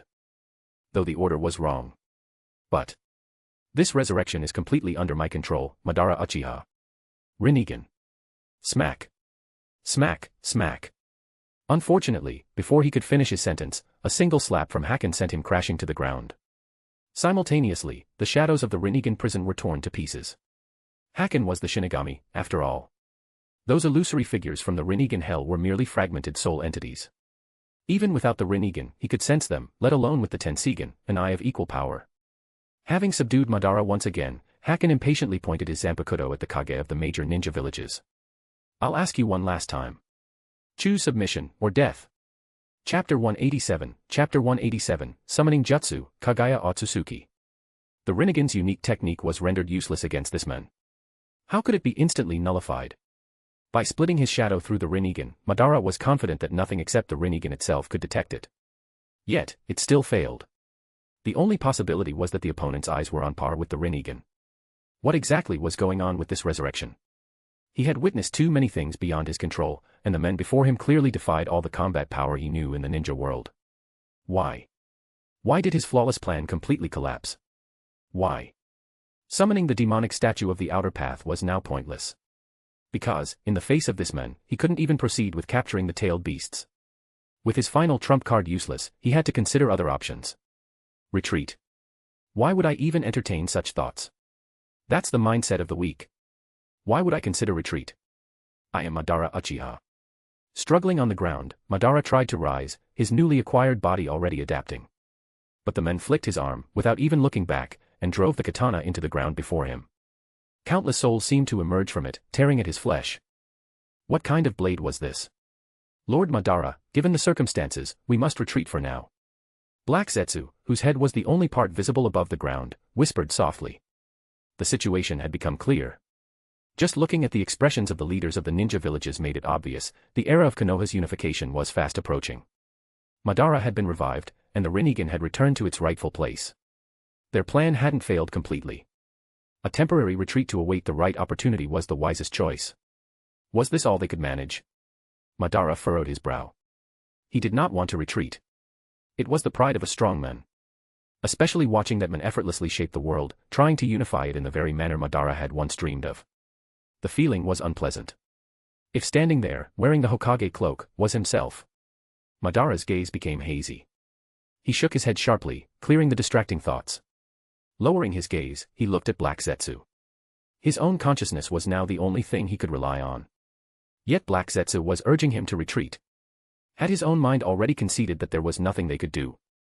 Lord Madara, a temporary withdrawal does not mean we fear him. Black Zetsu, who knew Madara Uchiha well, spoke urgently. We need to wait for the right moment. It would be best to capture a few tailed beasts first. You know very well that the demonic statue of the outer path is currently too empty to cast infinite Tsukuyomi. Though Hakenoru is powerful, he remains immortal. He's trying to achieve peace through mortal means, and ultimately, he will fail. After a pause, Black Zetsu continued his persuasion. Being mortal, he will die. But you possess the Rinnegan. If one resurrection fails, you can attempt a second, a third. Moreover, even if he survives, we are not powerless. However formidable he may be, he remains alone. You need not worry about the rest of Konoha. He can only protect this single village.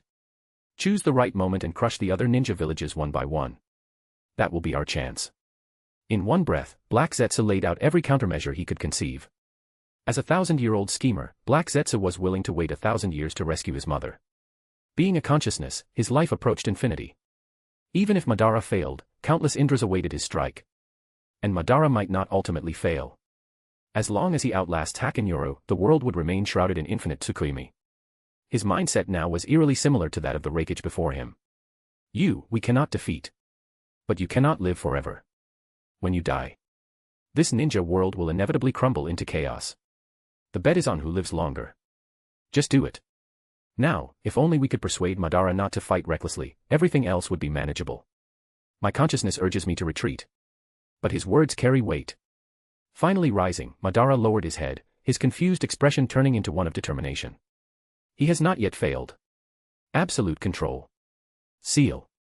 But just as he was about to turn and leave as Black Zetsu had advised, a low shout pierced the air. The Zanpakuto planted before Madara Uchiha and Black Zetsu suddenly emitted an eerie fluctuation. The next instant, Madara and Black Zetsu's bodies began to freeze. Time stood still. A new technique, born from the synergy between the Tensigen's power and the Shurikai ability of the divine cries Zanpakuto, had been unleashed. The greater the power disparity, the longer the duration of control. Madara possessed the Rinnegan, so the sealing time was neither too long nor too short, just enough for Haken to resolve the issues with the 5 great shinobi villages and have a proper talk with him. I already told you, we'll discuss this in detail later. Stepping before Madara, Haken tapped his cheek, glanced at Black Zetsu once more, and then turned away. What kind of ability was this? His consciousness remained intact. Yet his body wouldn't move. He couldn't summon chakra either. An ability surpassing the Rinnegan. In that instant, Madara finally acknowledged the power of Haken's eyes. Now, back to the matter at hand. Hakenoru stepped forward before the Kage. Where's the answer? The Kage exchanged uneasy glances with the leaders of the smaller ninja villages, but they remained silent. The answer was already clear. And the purpose of capturing Madara Uchiha alive and presenting him before them had been accomplished. Now, all that was needed was for someone to step forward and make a declaration.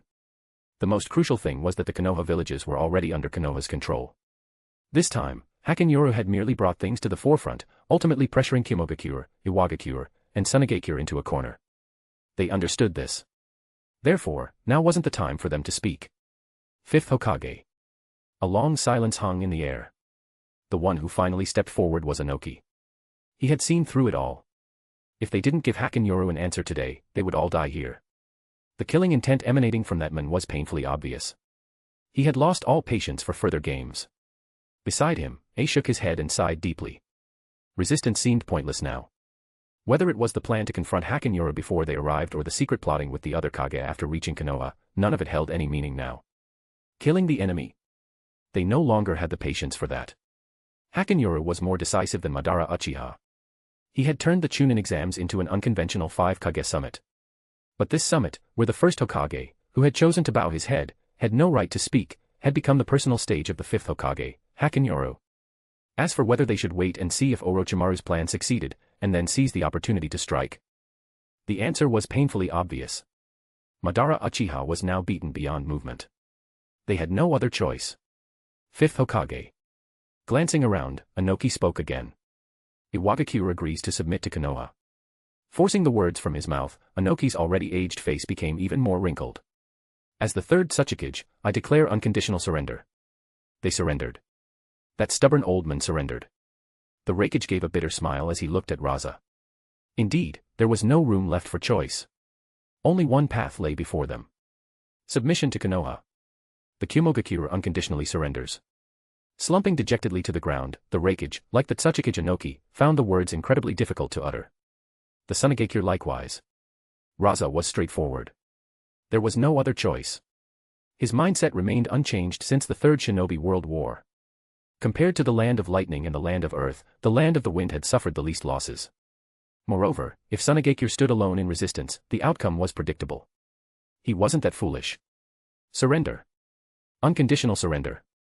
Compared to them, Terumi was the most magnanimous. She walked straight to Hakenoru and knelt on one knee. At this moment, this act of a subordinate honoring their superior was Kirigakure's declared stance. Her action also spread like a signal. Inoki sighed deeply, setting aside his last shred of pride, and knelt on one knee. Next, the Raikage and Kazekage. After them, the leaders of the other villages watching nearby. The light of the east had officially descended. A newborn sun, radiating warmth, gazed down upon the land. The scene at the central tower was etched into everyone's memory. The sight of all these leaders kneeling in unison, with the men standing tall and proud at the very front, this was the best possible signal to end the age of chaos. The ninjas below the central tower also slowly lowered their bodies, expressing their admiration for that man. No words were needed. In the only stillness, that man now radiated a dazzling brilliance. Do you still wish to fight? Not far away, Kakashi and Minato gripped Obito's hands tightly. This time, Obito's gaze remained fixed on that man, his Kamui unactivated. He did not respond to Kakashi or Minato. His Mangekyo Sharingan eyes were filled with nothing but confusion. Why? Why had he always imagined himself standing there? He could barely control his legs, tempted to prostrate himself before that figure. This world. Did he truly wish to destroy it?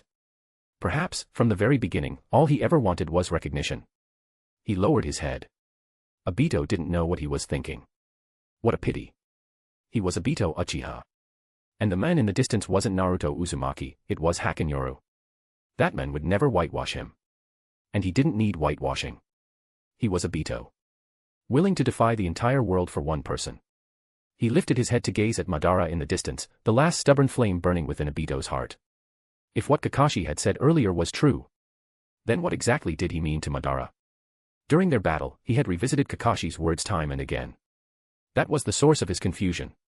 Meanwhile, the standoff between Orochimaru and the third Hokage, Sarutobi Hiruzen, had also concluded.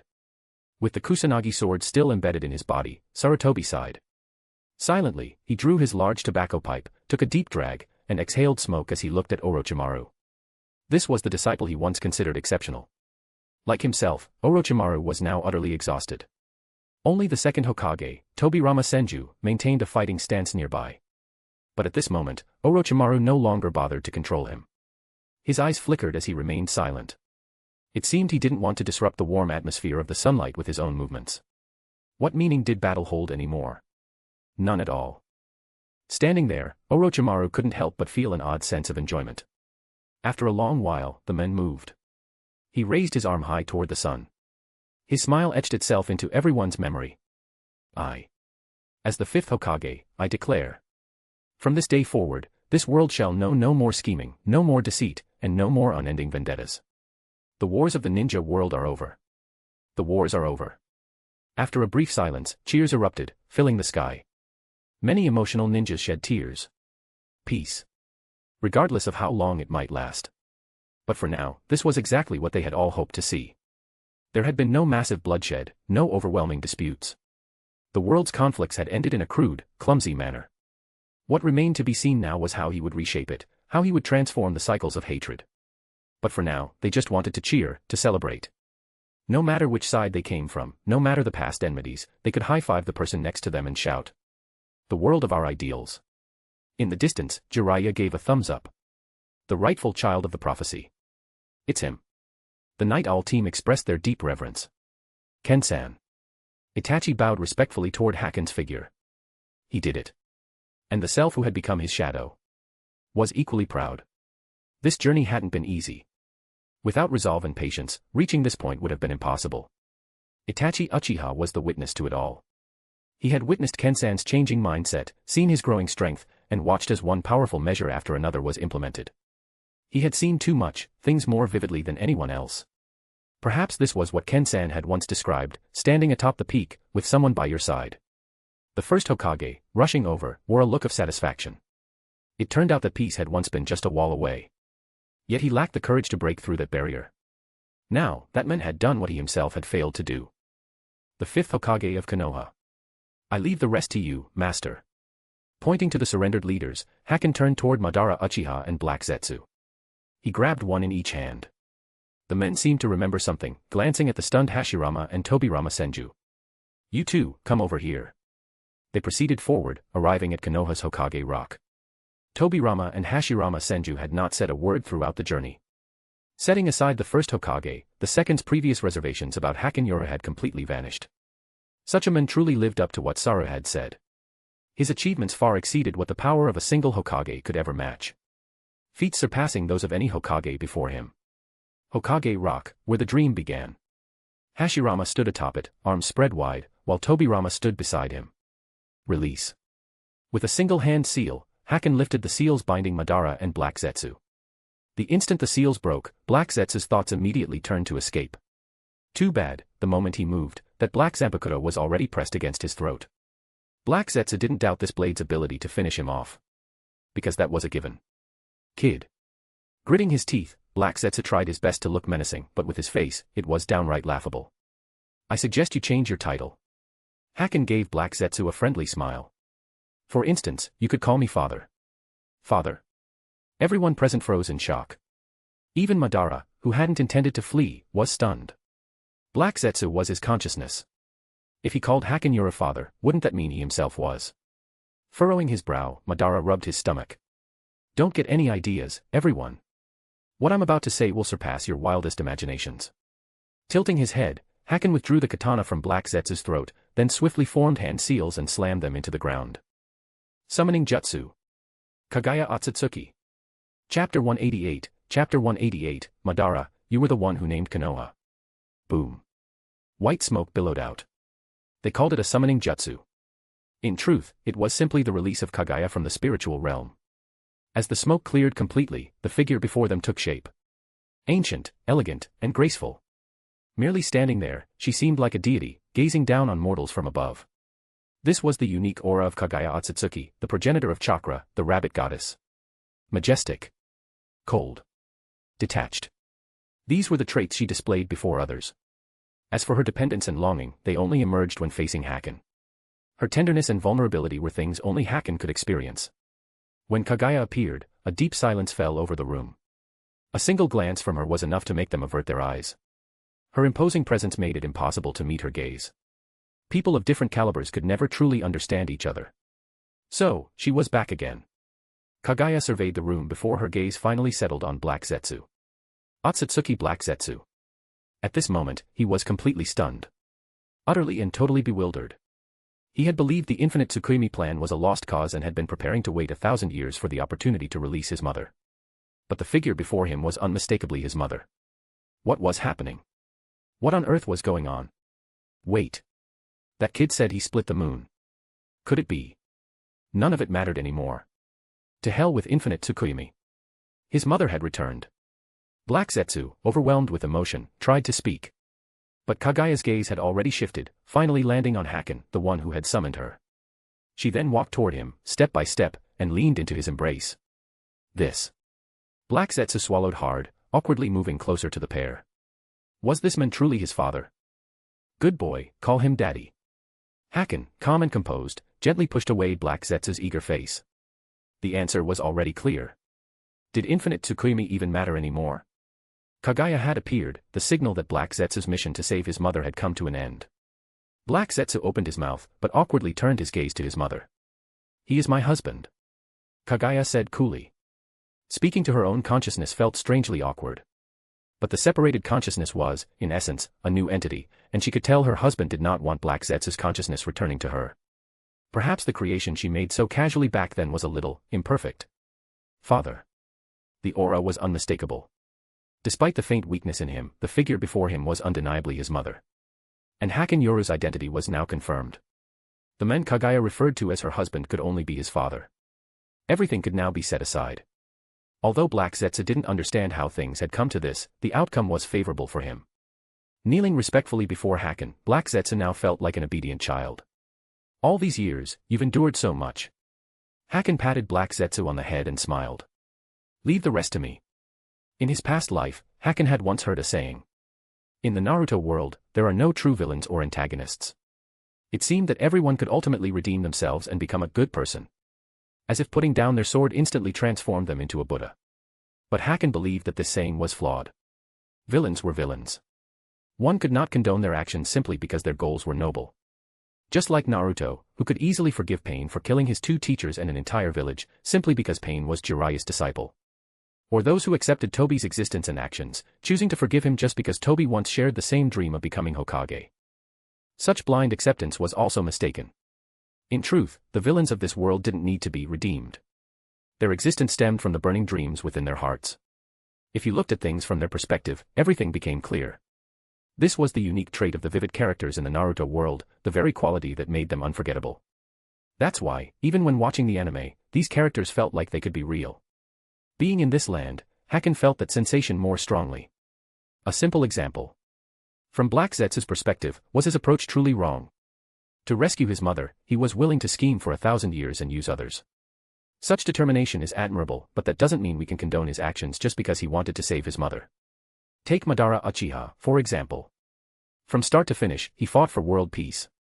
To achieve this, he even set aside his hatred for his brother's murder by Senju Tobirama to help co-found Konoha. But what did he get in return? Nothing but distrust. Shaking off his thoughts, Hakenoru strode toward Madara Uchiha. You have a lot of questions, don't you? He sat down beside Madara, then casually waved to Senju Hashirama and Senju Tobirama with a flick of his fingers. This was the Hokage Rock. Its elevated position offered a view of most of Konoha. In the past, one could take in the entire village from here. But after several expansions, unless one had the Byakugan, it was now impossible to see the whole village. Who is she? Haken pointed to Kaguya, standing quietly in the distance. The moment she appeared, Madara felt a heavy sense of foreboding. Especially when Black Zetsu, clearly his own creation, called her mother and referred to Hakenoru as father, that sense of unease only deepened. Before we discuss her, let's talk about something else first. Hakenoru shook his head. If Madara knew the truth about the infinite Tsukuyomi, it would be a devastating blow. So before that, Haken had some things he wanted to ask Madara. Extending his hand, a subtle gravitational pull caused a leaf to fall from a nearby tree, drifting slowly into his palm. The scene felt oddly familiar. Next to him, Hashirama seemed lost in thought. It was back when Konoha was first founded. At the beginning, the village didn't even have a name. Holding the leaf, Haken lightly flicked it, making a hole in its center. Looking through the hole, the view of the village was comforting. The first Hokage, Senju Hashirama, decided on the title for the village head. He called it Hokage. Placing a hand on Madara's shoulder, Haken handed him the leaf. And ultimately, the name of this village was given by you. Konohagakure. The name Konohagakure was given by Madara Uchiha. Yes. Perhaps few knew this fact. But it was the truth. Decades ago, it was these two standing on this high ground, looking down on the village that was just starting to take shape. Madara mocked the name the Hokage had chosen as poor. Hashirama thought the name Konohagakure was too simple.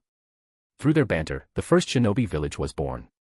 Back then, Hashirama even told Madara that he would be the first Hokage, and that Madara's face would be carved into the Hokage rock.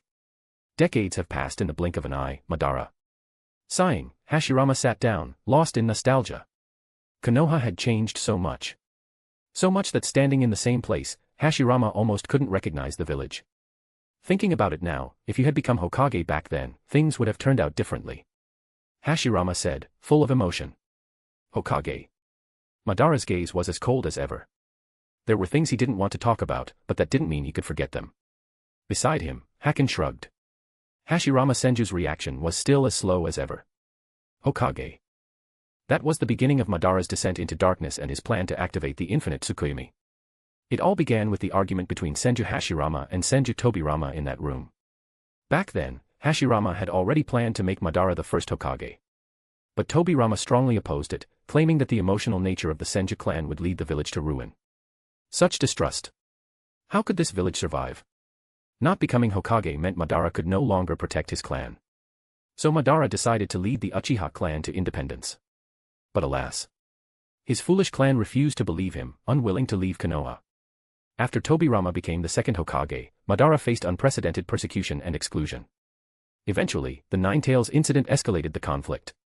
The third Hokage, inheriting the second's will, and Danzo resorted to extreme measures, forcing Itachi to massacre the entire Uchiha clan. The second Hokage's methods only heightened the conflict. The atmosphere fell into silence again. Madara seemed to drift into his own memories.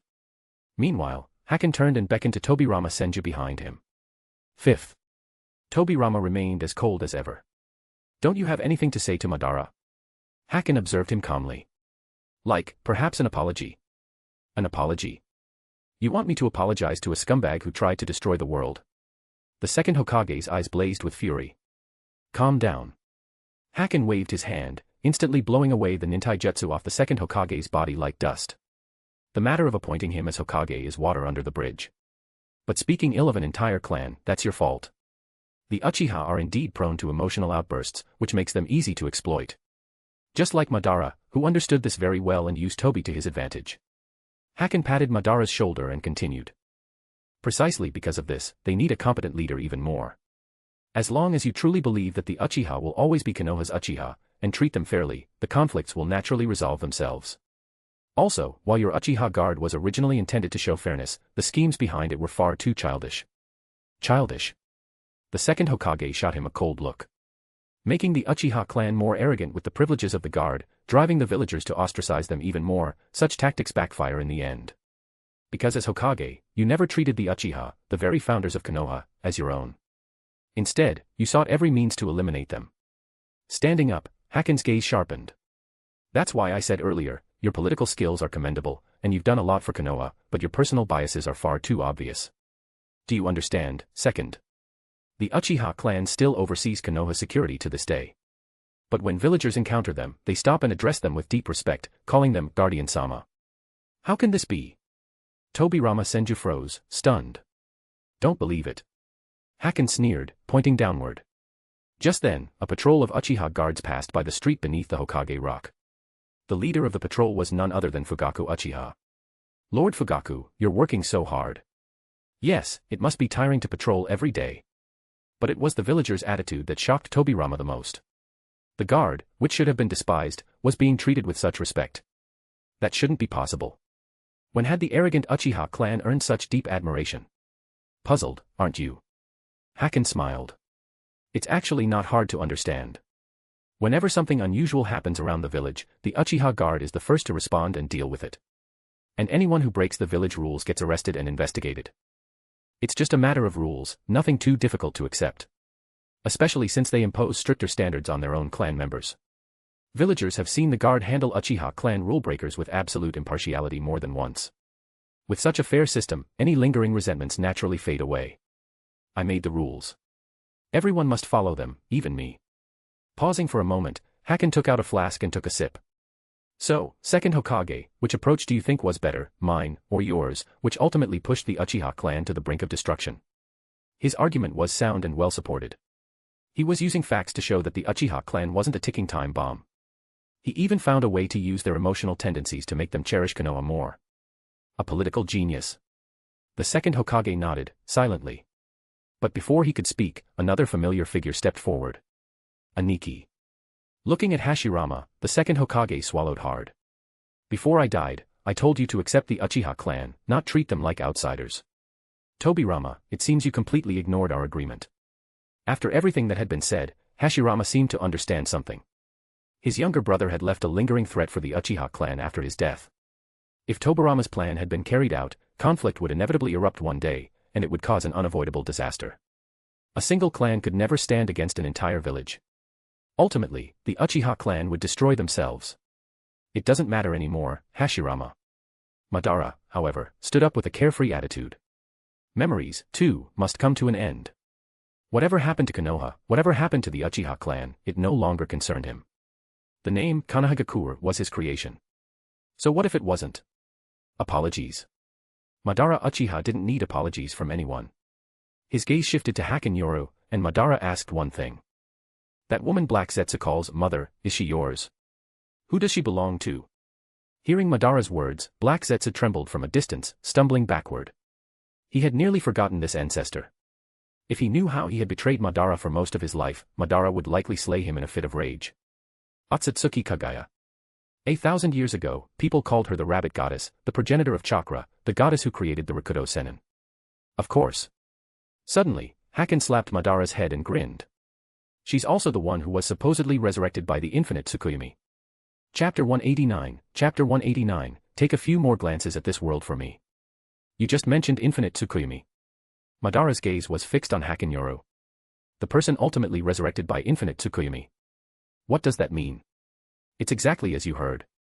The so-called infinite Tsukuyomi isn't a technique meant to bring peace to the world, it's simply the prerequisite for reviving Kaguya. Haken explained casually. The stone monument you saw in the Uchiha shrine. Its contents weren't the true words left by the Sage of Six Paths either. He altered them. Haken pointed at Black Zetsu, openly revealing his adopted son's role in the matter. He isn't your consciousness either, but Kaguya's consciousness, the one who guided you into activating infinite Tsukuyomi. You might not understand this part right away. It's like how you saw Tobi as a pawn, but Black Zetsu also viewed you as one. As for Kaguya, she was the mother of both the Sage of Six Paths and Black Zetsu. 1,000 years ago, she was sealed away by her own son, and Black Zetsu was left behind. Infinite Tsukuyomi is the method to break that seal. Pointing toward the sky, Haken continued. The location of the seal is the moon above us. As luck would have it, I was bored one day and decided to visit the moon. I ended up smashing it in half and ran into her. So now, there's no need to activate Infinite Tsukuyomi anymore. The Konoha you see before you now is the true symbol of peace. A deathly silence followed. Madara's breathing shifted from steady to strained, his eyes bloodshot with growing anger. Then, it spiraled into despair and confusion. He seemed to experience a lifetime's worth of emotions in an instant. Infinite Tsukuyomi. It wasn't a technique meant to bring peace. It was a conspiracy against him.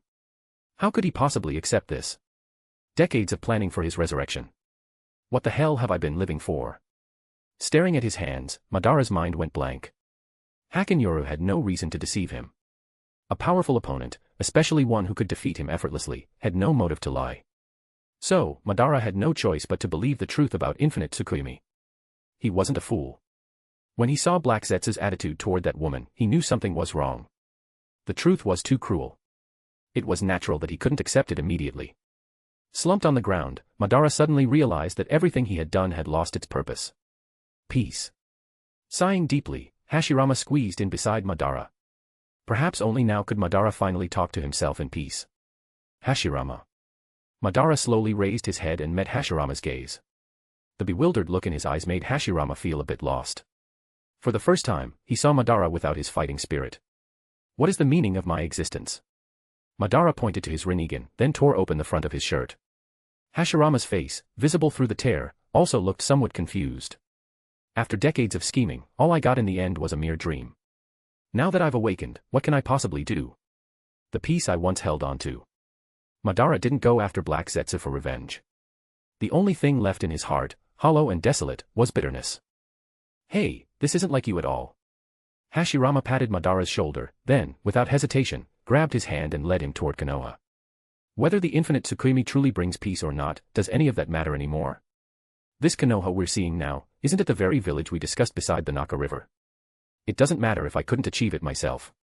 Entrust the belief in peace to the next generation.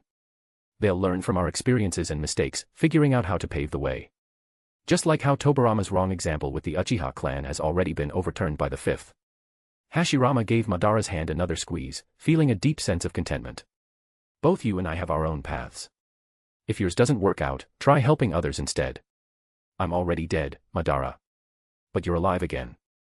If you can, keep watching over Konoha for me.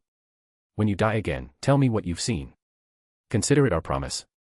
He lightly punched his own face against Madara's chest, finding the moment a little amusing. His opponent, at times, wasn't all that unreasonable. Just a bit childish, perhaps. Well, he was much the same. Had the Infinite Tsukuyomi really lost its importance? A flicker of light returned to Madara's eyes. Yes. For now, peace had arrived.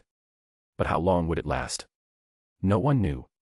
If possible, becoming its guardian seemed like a worthy pursuit. But would he even have the chance? Madara glanced at the Haken, ready to speak. But before he could, several figures appeared on the horizon, making their way toward them. The defeated Orochimaru, who had lost his will and was now being brought to justice, blood dripping from his body. Alongside him was the third Hokage, Hiruzen Sarutobi, covered in blood as well. Also present were the Night Owl team from the Haken and Tsunade. Accompanying them was Obito Uchiha. Like Orochimaru, his body bore the markings of sealing jutsu, and he was escorted by Kakashi. Minato hadn't arrived. After all, he was responsible for receiving information from all the major ninja villages, and he would likely be busy for much of the night. Moreover, the Chunin exams at the Central Tower were still ongoing, requiring supervision. Fifth. Sarutobi seemed somewhat awkward with Haken's new title, hesitating before addressing him. Orochimaru wishes to see you. Mr. Orochimaru. Haken nodded and stepped in front of him. Orochimaru seemed to have given up resisting. In a world like this, continuing to play the villain seemed pointless. Haken-kun. Orochimaru nodded at Haken, his voice tinged with emotion. Though I don't know how you'll deal with me, if pleasing you is the goal, I've done all I can. So before anything else, I want to ask you one question. Peace has indeed arrived, but how will you face the day when you gradually grow old and lose your power to rule? It was a profound question. One that Orochimaru had spent his entire life trying to avoid. Immortality. I know what you're asking, but what I can tell you is this. Time has lost all meaning for me. If I desire, I can seal off someone's flow of time, as easily as snapping my fingers. Do you understand what that means? His gaze shifted, the depths of his blue eyes reflecting an endless cosmos. The fusion of the Tenseigans' power with the divine cry ability unleashes time stopping. And this method of depriving others of their time flow is immortality. His eyes hadn't yet reached their ultimate potential. But freezing someone's time was hardly difficult. Immortality. Orochimaru's eyes burned with fanatical fervor. Not your forbidden technique, living corpse reincarnation, which requires draining mental and soul energy to sustain life. I'm talking about true, eternal life. Do you want it? His voice dripped with temptation. In that moment, Haken appeared nothing short of a charlatan. Do you want it? Orochimaru stared at Haken in shock. Even the third Hokage, battered and bloodied, was dumbfounded. Yes. Orochimaru nodded fiercely, eager to seize the opportunity. Fifth Hokage, this is probably. After finally capturing Orochimaru, were they really going to let him go? And judging by Hakenyoru's words, he might even offer Orochimaru the chance at immortality. The third Hokage was completely baffled, unable to comprehend Hakenyoru's train of thought. Oh, I almost forgot about you. Haken slapped his forehead and turned to Sarutobi. Earlier, you used the dead demon-consuming seal on Orochimaru, right? Sarutobi had indeed used it. But awkwardly, the death god's specter had disappeared as soon as it saw Hakenyoru. Not only had Orochimaru's soul escaped, but even his own soul, along with that of his sensei Tobirama, had been left uncollected. Good. Even at your age, your convictions remain unshaken. Haken patted the third Hokage's shoulder, contemplating. This is why you deserve to be called a Kage. Willing to sacrifice for Konoha, you've earned your place on the wall of honor. On the wall. Sarutobi's heart surged with emotion. But, third Hokage, even now, you still fail to see Orochimaru's true value. After making his point, Haken shook his head. Are his human experiments really as harmful as they seem? Weren't you once in favor of his research on the first Hokage's cells? But, of course, everything has its limits. Killing him is far less cost-effective than keeping him alive and channeling his research into something useful. His gaze returned to Orochimaru, and Haken punched him square in the chest. It hurt. Orochimaru rolled his eyes, nearly losing consciousness. The punch wasn't particularly hard, but if it had been, it could have killed Orochimaru right there. Tsunade, he's yours now. In 2 years, I want to see Konoha's medical standards raised to the next level. Work hard. When your merits outweigh your past mistakes and you make outstanding contributions, I'll give you the chance at immortality. He gave Orochimaru one last pat on the shoulder, then turned to gaze down at Konoha. Everything before him was finally complete. His Konoha. His village. His world. Yet, the conflict between two individuals had only just begun to erupt. Turning his head, he saw Aito and Madara already locked in a standoff in the distance. What exactly am I to you? Aito, now maskless, fixed his gaze on Madara, seemingly searching for an answer in his face. A pawn. What else? Unfortunately, Aito had chosen the wrong person to confront. Words like final partner or comrade would never leave Madara's lips. Unless you could defeat Madara.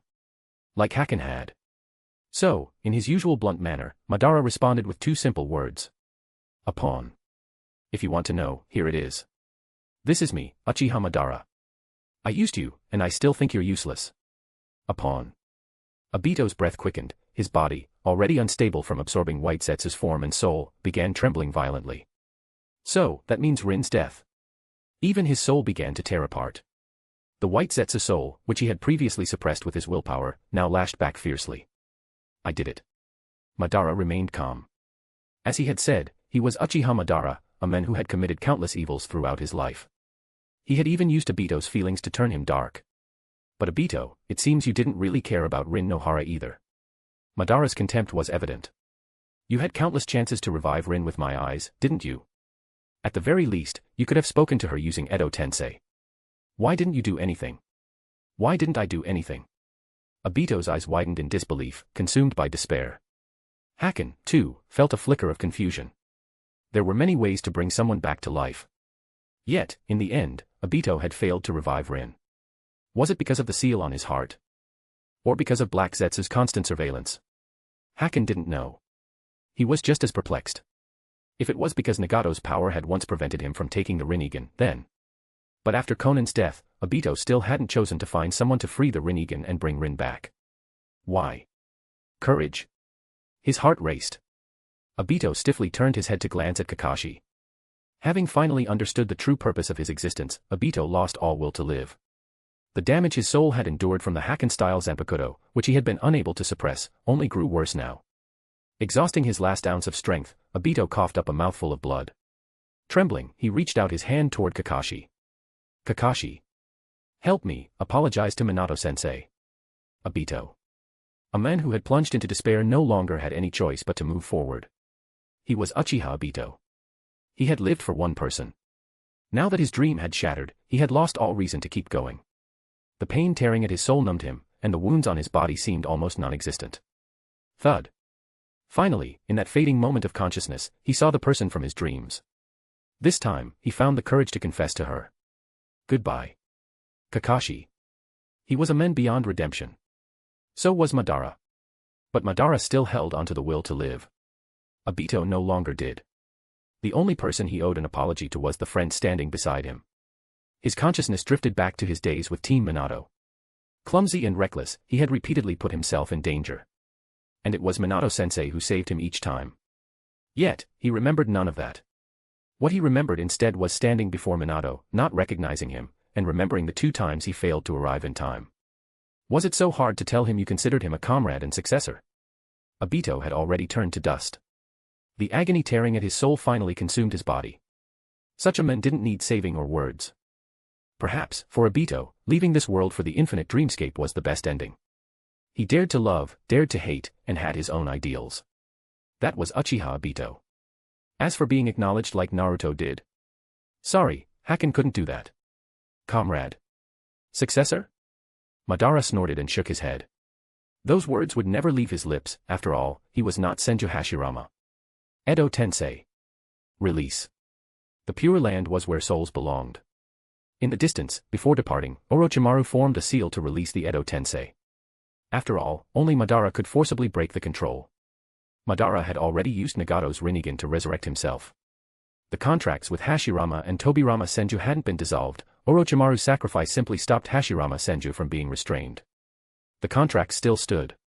Hurriedly glancing at Hashirama, who radiated light, Madara opened his mouth. I'm sorry.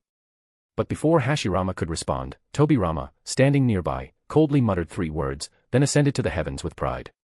This must be what they called the second. His apology wasn't for Madara. It was for the Uchiha clan. Perhaps, even upon seeing the Uchiha clan respected, Tobirama still couldn't trust them. But this belated apology was only right. Well then. The Hashirama in the sky merely gazed down with a gentle smile at the men he had acknowledged. Keep watching over this world for me. Don't return to the Pure Land without saying a word. Also, go see your name on Konoha's Wall of Honor. Suddenly remembering something at the final moment, Hashirama hurriedly looked at Hakenoru. 5th Hokage, take good care of Tsunade. The mission of revival is entrusted to you. Do your best, just do it. Chapter 190, at this moment, he shines brilliantly. The 2 Hokage reincarnated through Edotensei have been sent off. There's nothing to regret. All of their contemporaries have returned to dust and ashes, yet Madara still lives. But Hashirama knew that with the 5 Hokage and Hakenoru in Konoha, there was no need to worry. They were already dead. Returning to the Pure Land, free of attachments, was their only option. Watching them depart, Hakken turned to the flushed Tsunade beside him and asked. The mission to revive a clan. Which clan? And what does revive even mean? Also. Just paint it over.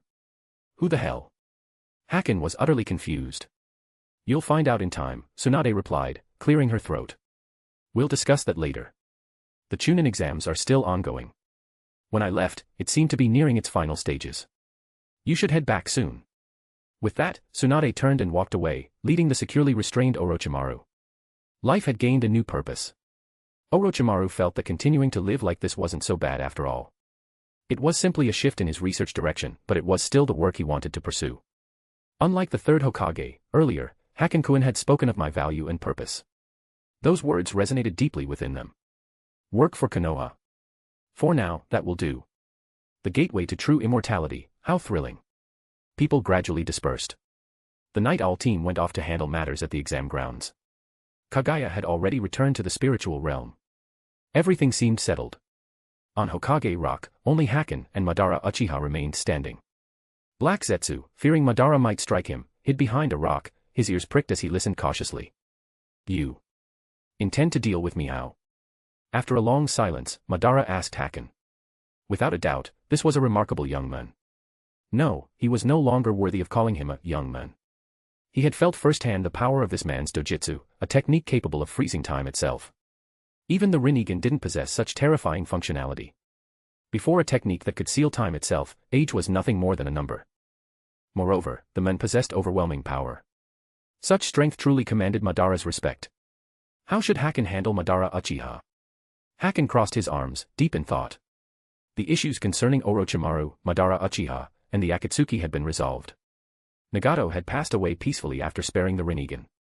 As for Tobi, he had chosen to detonate himself on the spot, unwilling to cast another glance at this world, preferring to live in the dreamscape he had created for himself. With that out of the way, the tasks ahead became much simpler. First, use the Chunin exams as an opportunity to fully consolidate the power of the ninja world, turning all other ninja villages into dependencies of Konoha, subject to the same governing system as Konoha itself. Other villages would see their ranks lowered, all controlled by Konoha. Minato was already handling this, so Haken didn't need to worry about it. Second, manage the intricate details of reform and development for the vast machinery of the ninja world.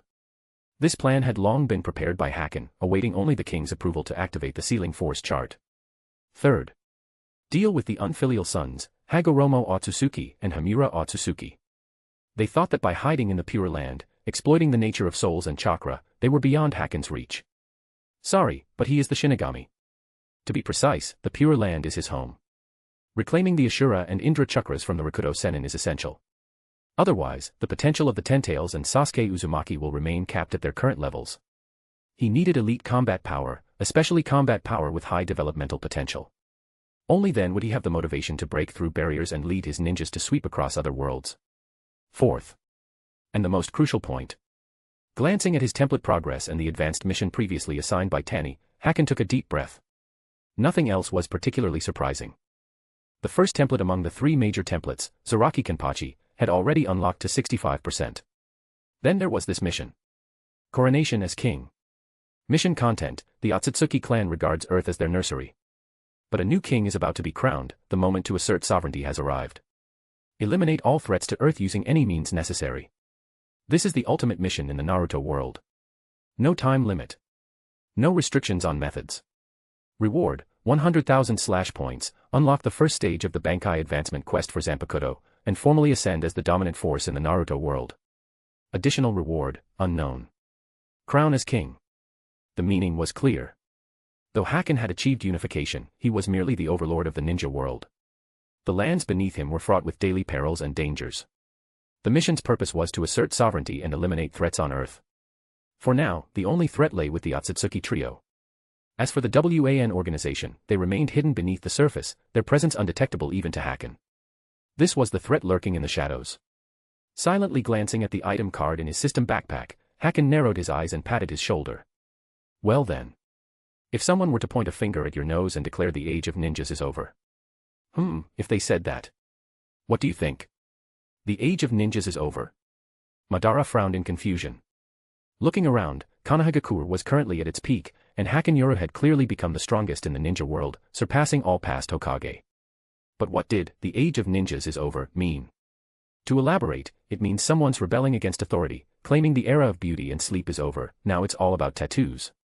Then they threatened to destroy the world, implying Jonin are obsolete. Haken calmly explained, casually tossing the prepared Konoha forehead protector from his embrace to Madara Uchiha. Destroy the world. A flicker of confusion crossed Madara's eyes, but it was soon replaced by his characteristic arrogance. If even I can't destroy the world, what right do others have to touch this land? Has the age of ninjas truly ended? Who gave them the audacity to utter such words? The forehead protector slowly fastened across his forehead, Madara's eyes blazing with murderous intent. Hashirama said I should take a few more looks at this world. In that case. His hands tightened, cutting it off completely. I am still a ninja. Is that so? Haken understood. Sure enough, anyone wearing a forehead protector wouldn't be able to stand hearing such words. Why should the age of ninjas end? Is it because you, Madara, can't dance anymore? Haken grinned. In that case, wait a moment. I'll take you to meet the men who said those words. But first, experience Konoha life for yourself. He pulled out a dustpan and brush, handing them to Madara while gesturing toward the central plaza below. Sweeping the plaza is a coveted job in Konoha. It lets you glimpse the wall of honor from time to time. You might as well use this time to settle your mind and truly feel what Konoha is like now. Is this the peace you longed for? Everything that needed saying had been said. Standing up, Haken turned and left, his mind sinking into the system backpack to examine the item's properties.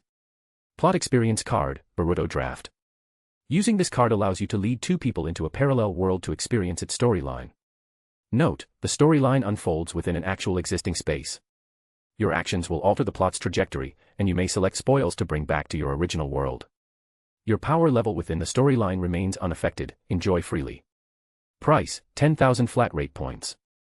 Note, should you perish during the experience, you will be teleported back to your original world, ending the storyline.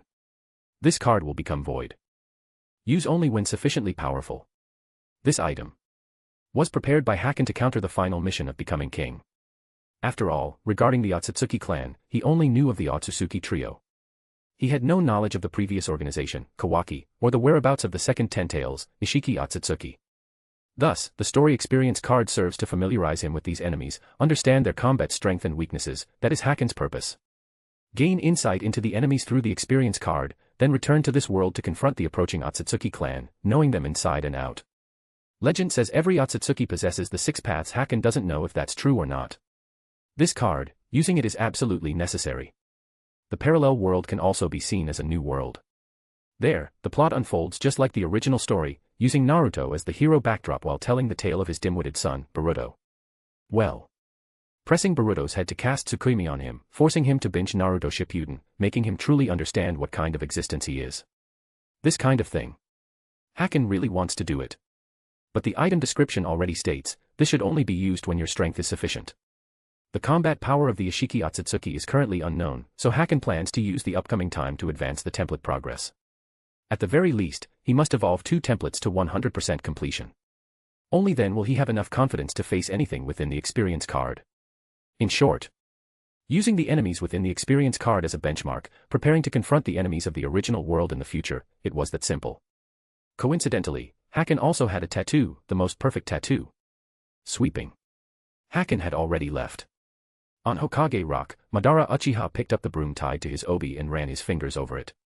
He was Madara Uchiha. He had never swept before. But now, he wanted to try. And catch a glimpse of Konoha's wall of honor. Come to think of it, I named this village. Rising, he leapt down from the Hokage monument and approached the wall of honor. Few could be called leaders, so Madara quickly found his name. Madara Uchiha. One of Konoha's founding heroes. The Chunin exams continued. But this time, Haken didn't interfere. The issue had been resolved completely. And those genin had witnessed his combat prowess firsthand. If Haken had intervened, it might have dampened their fighting spirit, which would have been counterproductive. The purpose of the Chunin exams had been fulfilled. Haken thoroughly enjoyed sitting on the elevated platform, watching the new generation of Konoha ninjas throw themselves into their fights below. He hadn't changed. Only his mindset had shifted. The second round of the Death Forest preliminaries didn't surprise Haken in the end. Those who were supposed to advance in the original story did so. What astonished Haken was the match between Sakura and Ino's unexpected decision to forfeit. But after the preliminaries concluded, Naruto and Sasuke excitedly rushed to Hakenoru's side and bowed respectfully. Though Yoru Haken hadn't been formally appointed Hokage yet, people's attitudes already made it clear the position of 5th Hokage was his. Tea was merely a matter of ceremony. His demeanor as the village's Shugo was utterly commanding. As his disciple, Sasuke felt the same pride Itachi had described. See that? That's his master. Naruto watched Haken with genuine envy. Aniki, I'll surpass you one day and become Hokage. Naruto remained unchanged, undeterred by Haken's rise. You will. He patted the boy's head. Distant Minato, working non-stop, approached with dark circles under his eyes. Mission accomplished. All data is consolidated. Now we just need to send ANBU Ninja to retrieve it. Compiling data from over 100 ninja villages wasn't simple. Minato wouldn't trust anyone else with this task. As Haken's sensei, he'd vowed to pass a powerful Konoha onto his disciple. Clearly, he'd given it his all. Now, the time had come. Your portrait is already being carved. The succession ceremony will commence in about 3 days. Then you will be the true 5th Hokage. After speaking in one breath, Minato reached out with a satisfied smile, as if to ruffle Haken's hair. But his hand paused midair, suddenly realizing it felt somewhat inappropriate. He had grown up. He had become Konoha's 5th Hokage. Such gestures now felt out of place. He awkwardly tried to withdraw his hand, but the men before him seized his wrist and placed it atop his head. I had no parents, but the 5th Hokage did. Tonight, invite Anko. Let's have dinner together. Releasing Minato's hand, Haken turned to descend the steps, his final smile radiating warmth. Just like you. Men don't need many words. Minato smiled, feeling his eyes grow slightly moist. Father, why did he understand? Naruto asked, puzzled. You'll understand when you grow up. Patting Naruto's head, Minato had already returned to his usual self. But Naruto, if you ever want to become a proper Hokage, there's still much you need to learn. Just like your father, I once believed that solving problems solely through appeasement would protect everyone. Sometimes I wouldn't even voice my own opinions, unable to bring myself to be firm. Gazing wistfully at Haken's retreating figure, Minato took a deep breath and gave Naruto's shoulder a firm pat. Balancing firmness and flexibility, that is the true way. Haken's approach to life and conduct is something you could study for a lifetime. This was Minato Namikaze's highest praise for Hakenoru. 3 days later. Taking advantage of a break in the Chunin exams. Dawn was just breaking. Countless people gathered at Konoha's central plaza. Besides the village's own ninja and villagers, those awaiting the official results of the Chunin exams were also present in full force. Today was the inauguration ceremony for the 5th Hokage. He would receive the Hokage cloak from the 4th Hokage, inheriting the responsibility of protecting the village. Passing down the will of fire that burned within him. In a corner of the central square, a janitor wearing an obi for the village drew considerable attention. Especially since 2 Ninetales stood beside him. Such a sight was bound to attract eyes. Little Madara. The 2 Kurama huddled together as the men sweeping in front of me called out. You're blocking the way. Madara shot a cold glance at the Ninetales. In the past, he would have called it a beast without hesitation. But clearly, the Ninetales' status in Konoha now surpassed his own. He couldn't comprehend it. Yet that was the reality. Humph, still as cold as ever. The Ninetales curled its lip, bumping their round bellies together before stepping aside. The moment Madara left, it burst into a pig-like squeal of laughter. Damn, did you see that? Right in front of him. Ha ha ha ha, this lord is amused. The playful chaos abruptly ended. Dawn officially arrived. As sunlight fully flooded the plaza, the enemy's fire-shaped formation ignited. In an instant, the plaza fell deathly silent. Welcoming the wind, he strode to the very edge. The men drew a deep breath, extended his hand toward the crowd below, and roared. Konohagakure. The first shinobi village. Golden spiritual pressure surged skyward. At this moment, he shone with radiant brilliance. Chapter 191, Chapter 191, Tsunade's plan to revive the Senju clan. Konoha calendar. Year 60, July 7th, Hakenoru received the Hokage cloak from the hands of the 4th Hokage, Minato Namikaze, becoming Konoha's 5th Hokage. A new image was carved into Hokage rock. Konoha began a new chapter. But the tremors shaking the ninja world were clearly just beginning. 1 month later, the Chunin exams concluded. Konoha. Hokage's office. A figure sorting through the files of genin from various villages let out a long sigh. Still that same golden hair. Glancing at the photograph of the men hanging on the wall, Minato raised his head with another bitter smile. Shikaku, what do you think is going on here? This isn't the retirement I envisioned. Standing beside him, the newly appointed member of Konoha's Political Affairs Division, Nara Shikaku, shrugged. Someone's gotta do this job, right? And compared to all the tedious paperwork before, the Hokage has far less to handle after the reforms. But even so, the 5th wouldn't be sitting here if he had his way. You should know that. It'd be strange if he actually sat here quietly working. The more legendary a person is, the harder it is to grasp their thought process. Nara Shikaku rubbed his temples. Pull yourself together, Nagato. Speaking of which, Shikamaru's already a Chunin. Once he passes his evaluations, I plan to have him familiarize himself with the operations. Well, compared to that, mine is the real retirement, isn't it? Yeah. Here's the situation. The esteemed 5th Hokage had just taken office. After spending only 2 days in the Hokage's office, he never returned. In his own words, he was still young. Spending too much time on these unproductive tasks would prematurely drain his vitality. He casually asked Minato for a favor, so he could get some proper rest. In short, the one sitting in the Hokage's office was still 317 Minato. But what could he do? The fifth was the fourth's disciple, after all. A master helping out their student wasn't such a big deal. And as Nara Shikaku had said, the Hokage's job these days was mainly just stamping papers and setting the broad direction. The colossal heart of the ninja world, Konoha, kept beating ceaselessly. The village never lacked outstanding talent, so no one worked late, missing time with their families or meals. Of course, Minato wasn't complaining. He was simply reflecting. He'd anticipated this situation long ago. That guy wasn't the type to settle down and pore over documents. Becoming the fifth Hokage represented, more than anything, the very soul and spirit of Konoha. The embodiment of the will of fire. Turning his gaze back outside, a smile touched Minato's lips. Perhaps by the time the new generation of children grew up, he wouldn't even have the chance to help handle these matters. Konoha Central Plaza. The towering wall of honor and merit had added many more names. A stooped old man stood there quietly. Hiruzen Sarutobi. Konoha's third Hokage. At this moment, you truly deserve the title of Hokage. The words spoken by Hakenoru echoed in his mind, a faint expression of calm flitting across Hiruzen Sarutobi's face. His name was inscribed on the wall. Earned through his own abilities. When the village faced crisis, he too had the desire to sacrifice himself to protect it. Though the will of fire may age, it never truly grows old. Instead, it is profoundly shaped by the actions of the older generation of ninja, its light illuminating the next. This is the true inheritance of the will of fire. He lifted his head. His name was written upon that wall. Hiruzen Sarutobi, the third Hokage of Konoha, diligently safeguarding the legacy of his senpai. No monumental achievements, no grave transgressions. His spirit of self-sacrifice during the Chunin exams remains worthy of emulation. Hereby commemorated. Ordinary? Well, I suppose. Even being ordinary isn't easily accomplished. Silently, he produced a bottle of sake and moved toward the pillar of shame beside him. To date, the only one truly deserving of the label wicked was his old comrade. He too was remembered by Konoha's younger generation, but as a cautionary tale. Perhaps this way isn't so bad after all, Danzo. Pouring the sake onto the ground, Sarutobi stood motionless beside the pillar. He remained there in quiet contemplation, occasionally pouring more sake. After an unknown amount of time, he turned and walked away, murmuring to himself. Where leaves dance, fire endures.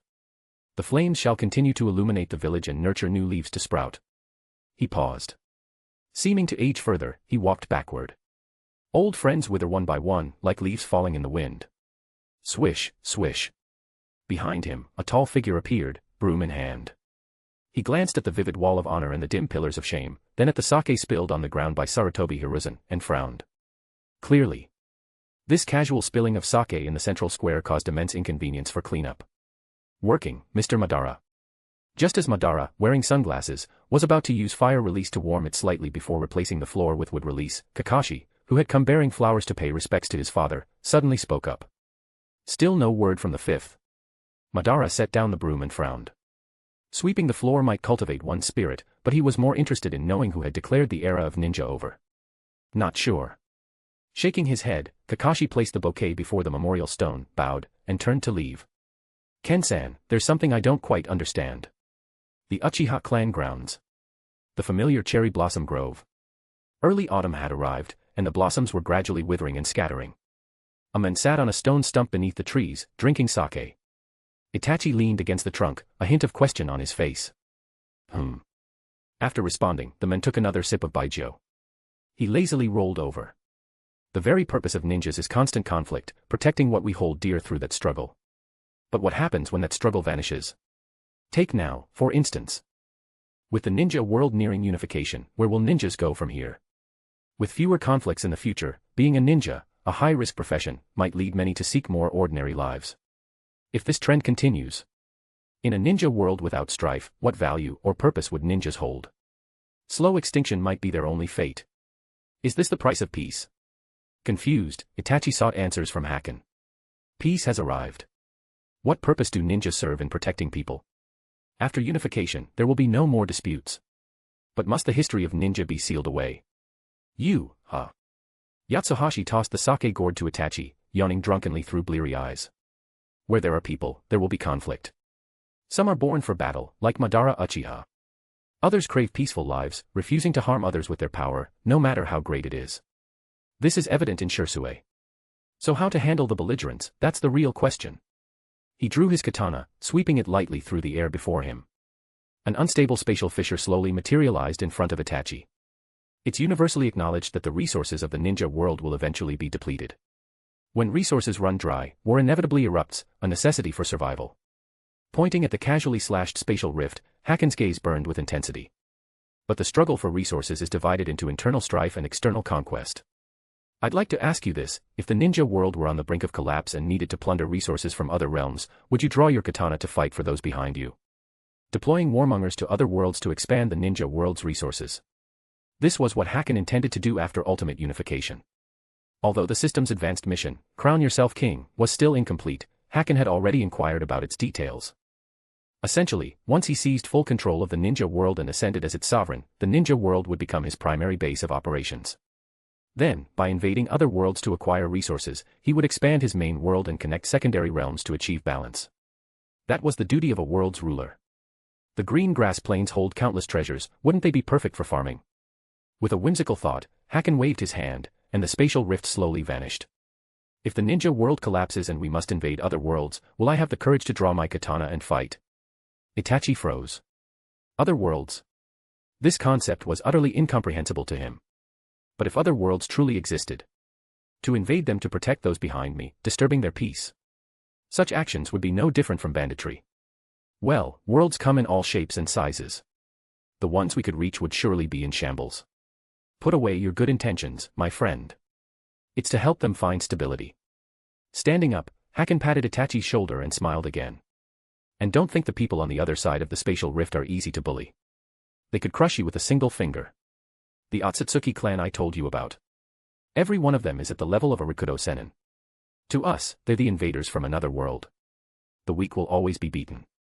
Prepare, prepare. The eye swap surgery the day after tomorrow will be performed personally by Orochimaru. Taking the gourd of sake from Ken-san, Itachi lowered his head. Everything before his eyes blurred. The unification project remains unfinished.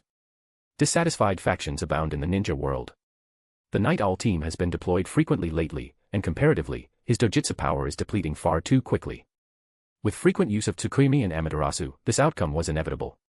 Shirsui's Koto Ematsukami, however, had never been deployed, so his eye power remained intact. Moreover, even without Susanoo, Shirsui's strength was formidable. Eye transplant surgery. The day had finally come. Exchanging eyes with Sasuke, and adding the potent red-eye disease eye drops Ken-san mentioned. Does the eternal Mangekyo beyond the Mangekyo truly exist? Lifting her gaze to the distant figure of the men, Itachi bowed. For my sake, Ken-san has done far too much. Kid, I finally found you. Just outside the Uchiha clan grounds, Haken was still pondering who to invite for a bath that evening. But he was blocked at the entrance by Tsunade, accompanied by Shizune. What is it? He couldn't tell if it was his imagination or reality. Lately, Haken felt Tsunade's gaze toward him had been off. Join me for a drink. Her eyes flickered as Tsunade cleared her throat. Head to Konoha Inn. What was this about? Haken froze, then let Tsunade pull him forward. Konoha Tavern. The lounge area of the new Konoha Entertainment District. Offering premium cuisine and private suites. To Haken's surprise, the seat Tsunade had reserved for him was in the most luxurious suite. In the living room, a table laden with dishes was already set. Sitting across from each other, Haken was utterly bewildered. Drinking. Across from him, Tsunade raised her sake cup and drained it in one gulp. Shizune beside her, however, looked decidedly uncomfortable. Hold on, just say what you need to say. Haken frowned, sensing something was off. Nothing much. As the clan head of the Senju clan, I felt it only right to treat you to a meal as a token of my gratitude. For what you did with Danzo, for the village's sake, and for letting me see grandfather again during the Chunin exams, thank you. Another cup down, Tsunade's eyes narrowed slightly, a faint blush coloring her cheeks. What? Showing me respect. Is that it? Haken suddenly understood. It wasn't about saving face. After all, it was rare for someone like Tsunade to even think about repaying favors. Besides, this table full of food and the suite itself weren't cheap. By Haken's estimation, if she had the money, she'd probably be gambling it all away. Yet here she was, willing to treat someone. He hadn't eaten dinner, so a free meal sounded good. He lifted his sake cup and downed it in one gulp. But after that single chug, something felt off. This sake. A wave of dizziness washed over him. His eyes rolled back, and he passed out. Shizun. Quick. The time has come to revive the Senju clan. Ganto slammed her fist on the table, then stomped on the floor, instantly summoning a bizarre vessel. Why the hell should I do this? Panting heavily, Shizun dragged Haken's body over to the nearby sofa. Then she pulled out a pair of scissors, aiming them at Haken's martial arts uniform. This girl had never seen a scene like this before. Her cheeks flushed crimson as she reached out. It's almost 5:30. We need fresh supplies. This guy's constitution is abnormal. Nothing worked before, not even the mind-altering incense. This time, I went to great lengths to make this potion, even consulting Orochimaru. Tsunade remained unsettled, especially as her gaze fell upon areas that were off-limits to her. My apologies. Borrow a bit. Her hand just started to move down. But when Shizun lifted her head, she met the amused gaze of the men sitting on the sofa. The next moment, Shizun and Tsunade were stunned. How could this be? Tsunade was utterly bewildered. This potion had been tested on the Nine Tails. Even with that physique, 1 cup would put it to sleep for 3 days and nights. She didn't need Haken unconscious that long, just a few minutes would suffice. This kid. Is he a freak? Ah, we're all from the same village. If you want to borrow it, just say so. Haken shook his head, instantly grabbing Tsunade and pinning her beside him. But I don't care for methods that involve passive extraction. How about? Change the method. Leaning close to Tsunade, Haken whispered. How would we change it? Swallowing hard, Tsunade suddenly felt the situation growing complicated. Absolute control. That's it. Damn it. Konoha Inn. Night had fallen. The patrons felt uneasy. Since earlier, the inn had been experiencing faint tremors. They didn't know what was happening. But clearly, this night was far from peaceful. The plan to perpetuate the Senju clan bloodline had been seized by a certain figure in the night. Yet matters of bloodline inheritance succeeded not in 1 or 2 attempts alone. Chapter 192, Chapter 192, Using Your Father's Identity to Reclaim the Chakra on You. Lady Tsunade. You've ruined me. The sun was already high in the sky. Inside a private suite at the Konoha Inn, chaos reigned. Shizun glanced at the torn gambling cloak, letting out a deep sigh. Today, she'd learned a new saying. When the city gate catches fire, the fish in the moat suffer. This saying wasn't just a cliché after all. That bastard hadn't even spared her. Anyway, the plan worked, though the price was steep, Tsunade mumbled, her words muffled as she dove into the food on the dining table. The price was indeed high. And it was an exaggeratedly devastating one at that. Bastard. He got off easy. Tsunade took a sip of sake, narrowing her eyes as she rubbed her belly. To ensure the Senju clan's bloodline continued as soon as possible, she had put in a lot of effort this time. She'd used practically every tonic available. Now, all she had to do was wait for news. The only regret was that she hadn't been able to defeat the opponent on her own later, so she had to ask Shizun for help. And that's why Shizun was now holding an upside-down position. It was only this one time. Becoming the 5th Hokage's wife openly. She didn't have the face to do that. But the old cow-eating young grass thing. Well, she'd finally achieved that. Of course. She had no idea that Kaguya was already a figure from 1,000 years ago. Otherwise, she would probably just lament that she had acted too late. The true old cow-eating young grass would have to be Kaguya-senpai. Let's go. Time for a checkup. Gorging herself to regain her strength, the 100 seals finally stabilized. Tsunade carried Shizun out of the Konoha Inn. In Konoha's secret research department. Under the watchful eyes of rotating ANBU ninja, a highly dangerous individual was confined within. Orochimaru. These days, his life was fairly comfortable. At least, he never lacked materials for his experiments. There were many in the ninja world who firmly opposed Konoha's unification plan, and those who did would eventually become fresh human test subjects. But today's research project had barely begun when a heavyweight entered the department. Hakenoru, the 5th Hokage of Konoha. He entered carrying a mysterious vessel, asking Orochimaru to check if the liquid inside was viable. It was a strange request. After an entire morning, Orochimaru finally emerged from the lab. Haken-kun. Holding the test report, Orochimaru bowed respectfully before Haken. Well. The curious man scanned the report before asking. In terms of single-cycle quality, this is the strongest tadpole I've ever seen. Undoubtedly a god-tier gene. Swallowing hard, Orochimaru looked at Haken with wide-eyed astonishment. This guy. What kind of being was he reincarnated as? You're in excellent health, or rather, you're excessively strong. It was difficult for Orochimaru to find the words to express his assessment. He even considered experimenting with this sample, but he knew that would be impossible. Oh, as long as there are no issues. Standing up, Haken turned to leave. But, Haken-kun. Returning to the powerful tadpole form means the success rate will decrease. Your wives need to train harder, or they won't be able to withstand your power. Orochimaru said respectfully, wearing his newly fitted eyes. However, it's certain that even the Senju clan's physique would struggle without 1,000 attempts or so. So, don't worry about how often Tsunade borrows things. Even she wouldn't be able to handle it. Spend your infinite life freely. I'll keep this confidential. You're on the right track. With a slight smile, Haken patted Orochimaru's shoulder. Keep up the good work, Anti-Snake. Finished sweeping yet? After leaving the research division, Haken arrived at the central plaza.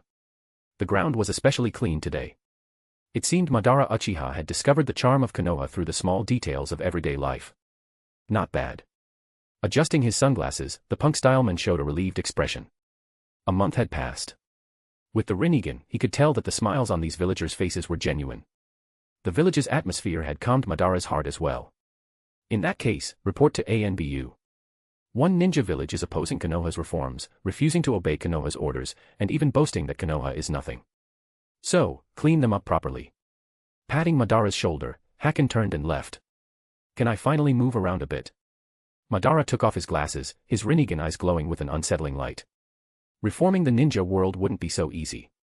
Under the overwhelming force of the new Ninja World Alliance, a combined force of a special forces unit from ANBU and elite units dispatched from other villages, many resistors had appeared. Friendly negotiations had proven ineffective. Some even threatened to destroy Konoha if anyone advanced a single step. Interesting.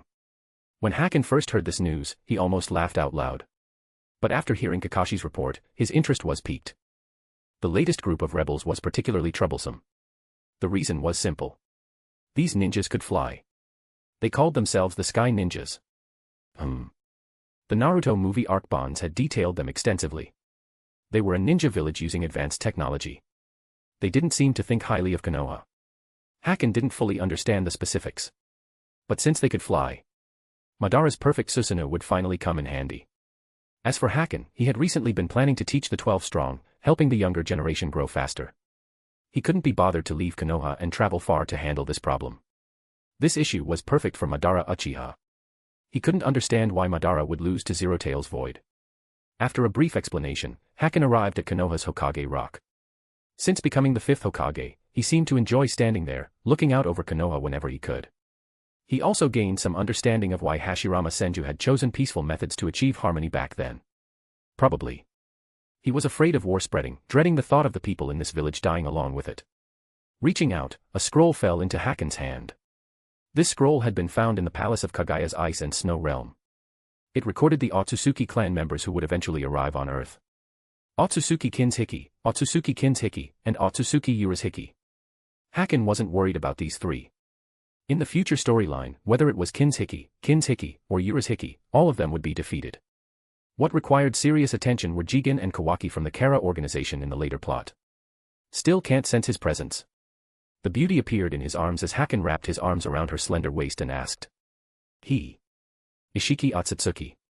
1,000 years ago, another member of his clan who came to Earth with Kaguya, controlling the second Ten Tails. But unlike Kaguya's fully realized god tree, Ishiki Ōtsutsuki sealed himself and halted the Ten Tails' growth. This was mentioned in Boruto. After a millennium, the Ten Tails within Ishiki Ōtsutsuki still remained in its juvenile form. I can't sense him. A flicker of worry crossed Kaguya's eyes. Her original attack on Ishiki Ōtsutsuki had been intended to secure control of Earth for herself alone. But Ishiki Ōtsutsuki's power was immense. He dodged her fatal blow, shrank his body, and survived. The Ōtsutsuki clan shared a unique bond, but Kaguya could not sense Ishiki's presence now. Haken had deliberately dispersed his spiritual pressure to search, but found nothing. If nothing unexpected happened, they should be waiting for the right moment in the space that concealed the Ten Tails, the inner barrier. To sense where their opponent was hiding, Haken would need to strengthen his power further. The stronger he became, the stronger Kaguya would also grow. Then locating their target space would be no problem. The fact that they hadn't revealed themselves despite the turmoil in the ninja world indicated that Ishiki Ōtsutsuki was still recovering. So there was no need to rush. The Kins Hiki trio hadn't arrived either. Therefore, now was the time to focus on improving their strength. There was nothing to worry about. Endless sword swings. But before training, one issue had to be resolved. With a swift motion, Haken drew the divine cry and leaped forward. Though their search for the Kara organization's base had yielded no significant leads about Ishiki Otsutsuki's whereabouts, it had led to another fascinating discovery. The weakest link connecting the real world to the Pure Land. Haken had an eerie sensitivity to souls, a trait granted by his template as the Shinigami, Zaraki Kenpachi. This was especially true after Orochimaru had released Hashirama and Tobirama from Edotensei that day, leaving a mark on their souls deliberately. Haken flew at top speed and landed on a small island at the center of the ocean. This island was located at the border between the Land of Water and the Land of Lightning, or, more precisely, it was the ruins of the former Uzumaki clan. The imprint disappeared right here. Surveying the tranquil surroundings, Haken gripped his Zanpakuto, took a deep breath, and slashed horizontally through the air. Swish. The space before him began to warp. A fissure slowly opened in front of him. It was pitch black inside, but in that instant, Haken sensed a myriad of soul auras. Two in particular stood out, their power overwhelming. Otsutsuki Himura and Otsutsuki Hagoromo. No mistake. Stepping into this realm beyond life, Haken scanned his surroundings. It was a gray, hazy expanse. Wandering spirits drifted aimlessly. Before him, two incomplete souls floated in the air, staring at him. Their eyes were filled with shock, uncertainty, and confusion. They seemed to be questioning why a living person would enter the Pure Land. And this person carried the aura of their mother. Originally, they had come to investigate the cracks appearing in the Pure Land, but now they fell into silence. This silence. Especially after Haken summoned Kaguya, it turned into wariness. Well, that saves me the trouble of searching for you. The fissure behind them had vanished. Haken conjured a chair out of thin air and sat before them.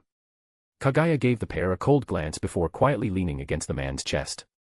So we were the targets after all. Otsutsuki Himura and Otsutsuki Hagoromo exchanged a look. The already deathly silent space grew even more solemn. Having observed the ninja world's development through chakra, they were somewhat aware of its current state. Unsurprisingly, the man who had won over Mother was none other than the reincarnated Ashura from Edotensei, the Hakenoru of his memories. As a departed spirit, and with the chakra he had left behind, Otsutsuki Hagoromo could interfere little with the ninja world's development. But after the emergence of the Edotensei technique, he discovered a new frontier. The reincarnation of Ashura had seen many things. After examining his soul, Hagoromo became fully aware of Hakenoru. The man who knew everything. Mother. He looked at the docile Kaguya Otsutsuki.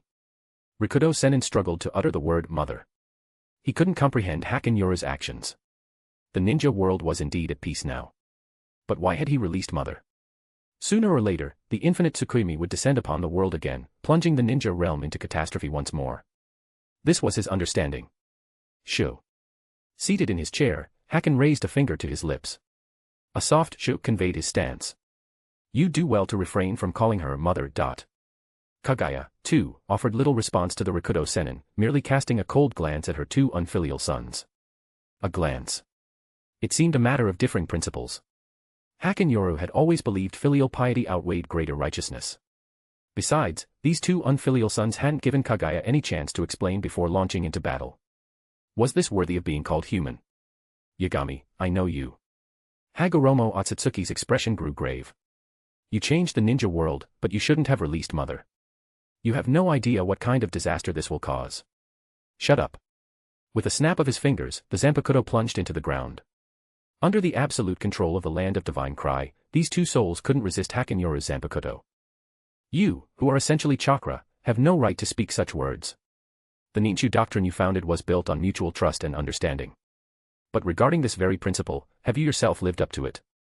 Haken narrowed his eyes, gazing indifferently at Hagoromo Otsutsuki before pointing at Kaguya. Do you understand her? Do you know the ultimate purpose behind creating White Zetsu?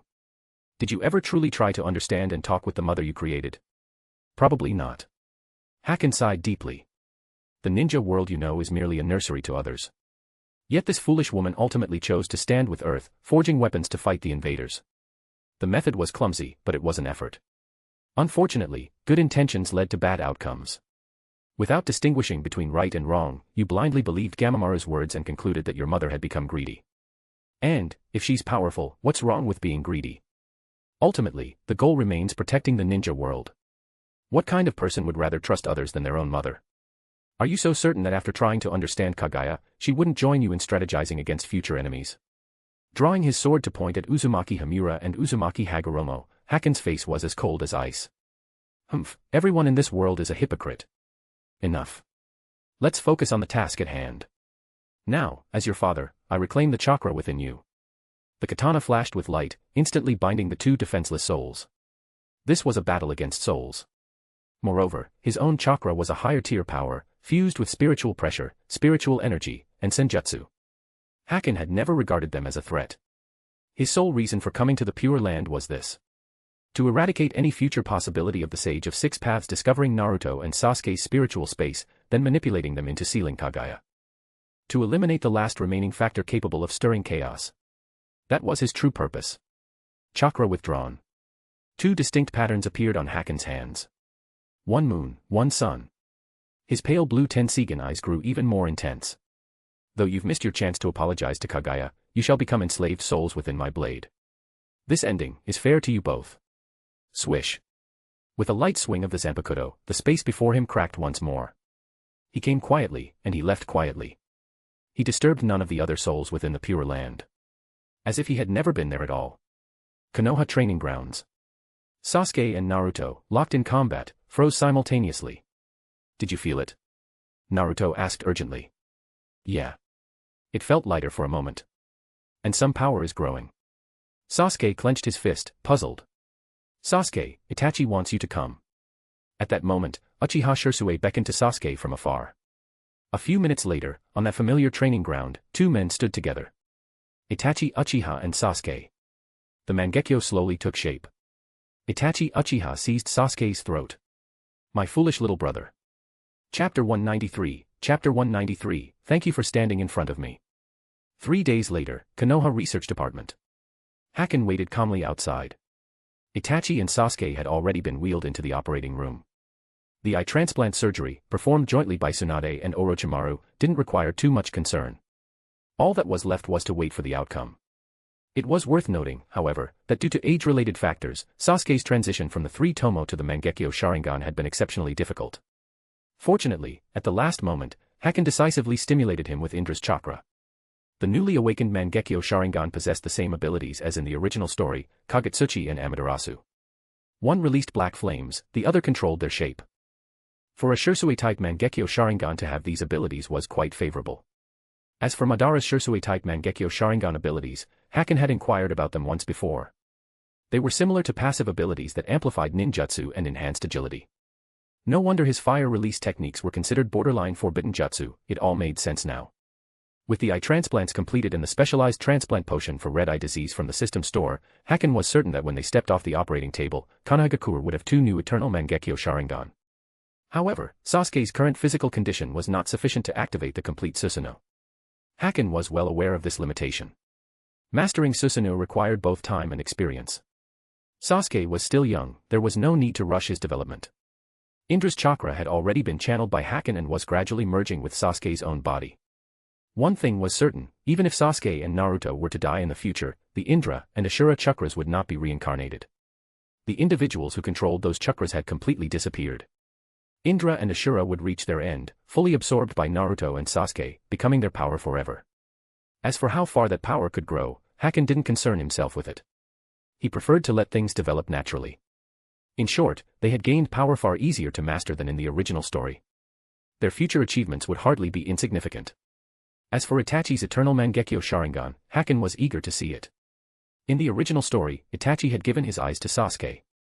He would never witness that crimson, fully formed Susanoo. Just how powerful would Itachi's Mangekyo Sharingan make him? Haken had no idea. Ding. The surgical indicator changed to completed, accompanied by a pleasant chime. 2 hospital beds were wheeled out by medical Nin. Though their eyes were bandaged, both patients appeared stable. Success. Orochimaru nodded to Haken, a hint of envy in his expression. The procedure had gone smoothly. After all, being blood relatives meant no rejection issues with the eye transplants. He envied the sheer power of their eyes, the pinnacle of the Sharingan, at such a young age. It was truly terrifying. Good work. Haken nodded to Orochimaru, about to say something, but he was cut off by the intense gaze of Tsunade beside him. What about me? Didn't I work hard? Narrowing her eyes, Tsunade leaned close to Haken and muttered 3 words. Borrow. Understand. Come. This guy was getting bolder by the day. Earlier, he had come to her, blushing, asking if she had time, offering to treat her to a meal, a subtle way of expressing his feelings. But now, these three terse words basically summed it all up. Shrugging, Haken showed no fear. Tsunade had already forgotten her original intentions. After all, she and Haken lived in the same courtyard, and it wasn't unusual for master and disciple to head into battle together. She'd just have to get used to it. Get some rest. After saying this to Itachi and Sasuke, Haken tugged Tsunade away. Borrow. Understand. Come? This time, I'll push you to the brink of despair. A period of relative calm began. The categorized ninja world operated smoothly, with frequent reports of success reaching the Hokage's office, driven by the major ninja villages. Haken appeared punctually at the office each day, glancing briefly before departing. The remaining tasks fell to his personally appointed assistant, Minato. The workload wasn't heavy. Yet his training continued unabated. The demon sword Zaraki Kenpachi, the instinct power White Hollow, the great swordsman Mihawk. The three templates solidified and advanced daily. For Haken, each day involved heading to the training grounds to swing his sword and sweat freely. At night, he'd return home to ponder whether to enter a certain maid's quarters, discuss the revival of the Mitarashi clan with Anko, or join Anko's best friend, Kurina Yui, in her room to plot grand schemes. Or perhaps take Yugao Yuzuki for a private bath. Or check on Hinata or Ino's development. Such are the troubles of an ordinary life. He cherished this existence. Unadorned, yet never dull. But for Konoha's new generation, navigating the daylight hours proved relatively arduous. Right now, Konoha had gathered all the top young talents from the ninja world. Take, for example, Kuratsuchi from Iwagakure, the Suna ninja triumvirate from the Land of Wind, Samui, who had surrendered to Haken both mentally and physically, originally the disciple of the Eight Tails Jinchuriki, from the Land of Lightning, and Chojuro from Kirigakure, among others. As for the more unique ones, there were ninjas like Kaguya Kimimaro from Otogakure. Orochimaru had already surrendered. Having lost his purpose, Kimimaro sought out Haken for a detailed discussion and ultimately decided to remain in Konoha. At the Konoha Special Training Camp, they were united as one, no longer needing to question their existence's value or meaning. They shared a single goal, to complete the rigorous training imposed by Hakenoru, the world's foremost ninja.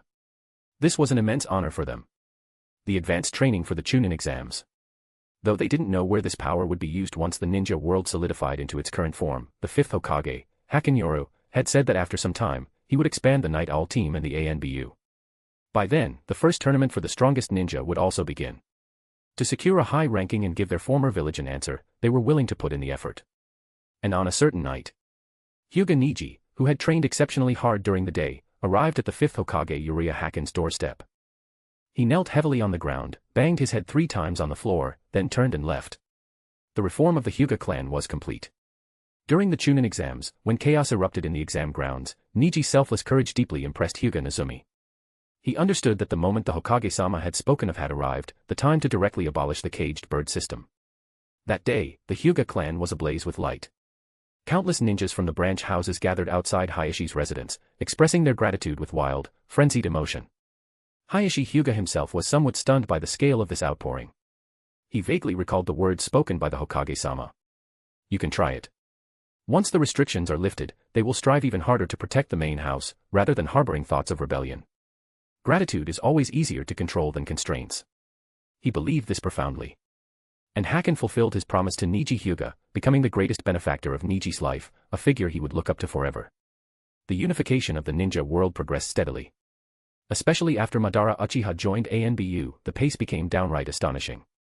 Only after witnessing Madara Uchiha's formidable combat prowess did the ANBU ninjas truly grasp the magnitude of the foe their Hokage had defeated. Perhaps due to the Rinnegan, or some other factor. Madara Uchiha's complete Susanoo far surpassed Itachi Uchiha's in scale. A single swing could cleave through mountains of considerable size. Excessively powerful. Under such overwhelming might, the Konoha-led allied forces swept through the ninja world, gradually subduing resistance factions. Within just 3 months, the rebel forces had completely surrendered. It was only natural. At this moment, Konohagakure embodied the pinnacle of combat power. Victory reports poured into Konohagakure. Parallel to this, the names on the wall of honor in the village's central plaza grew ever longer. Some had fallen heroically in battle. Others had slain enemies with valor. But regardless of their fate, they were all destined to be remembered by the people of Konohagakure. Finally, the frequency of victory reports began to slow. Yet this was no cause for concern. It signaled something else entirely. The signal of the ninja world's complete unification. the final moment had arrived. The words spoken by Hakenoru during the Chunin exams have come true. He led Konoha to completely quell the flames of war, ending a conflict that had raged for over 1,000 years. He did it. He truly did it. At this moment, Konoha has reached its true zenith. The first shinobi village?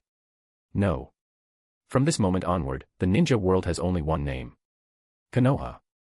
Regionalized governance, multi-departmental administration, national borders transformed into district boundaries. The land of water was renamed the maritime capital, vigorously developing tourism. The establishment of docks allowed the abundant resources of the sea to be fully utilized. The mountains of the land of lightning, transformed into new land through the united efforts of Team Nightingale, are now organizing the citizens to cultivate crops with all their might. The land of earth and the land of wind, under Yamato's leadership, are embarking on afforestation projects. A more prosperous life awaits them in the foreseeable future. As the policies took effect, countless people bowed deeply toward Konoha, the heart of the continent. After unification, the feared tyranny and heavy taxes never materialized. The expanded Konoha Anbu ninja merely supervised and inspected their labor, never deliberately causing trouble.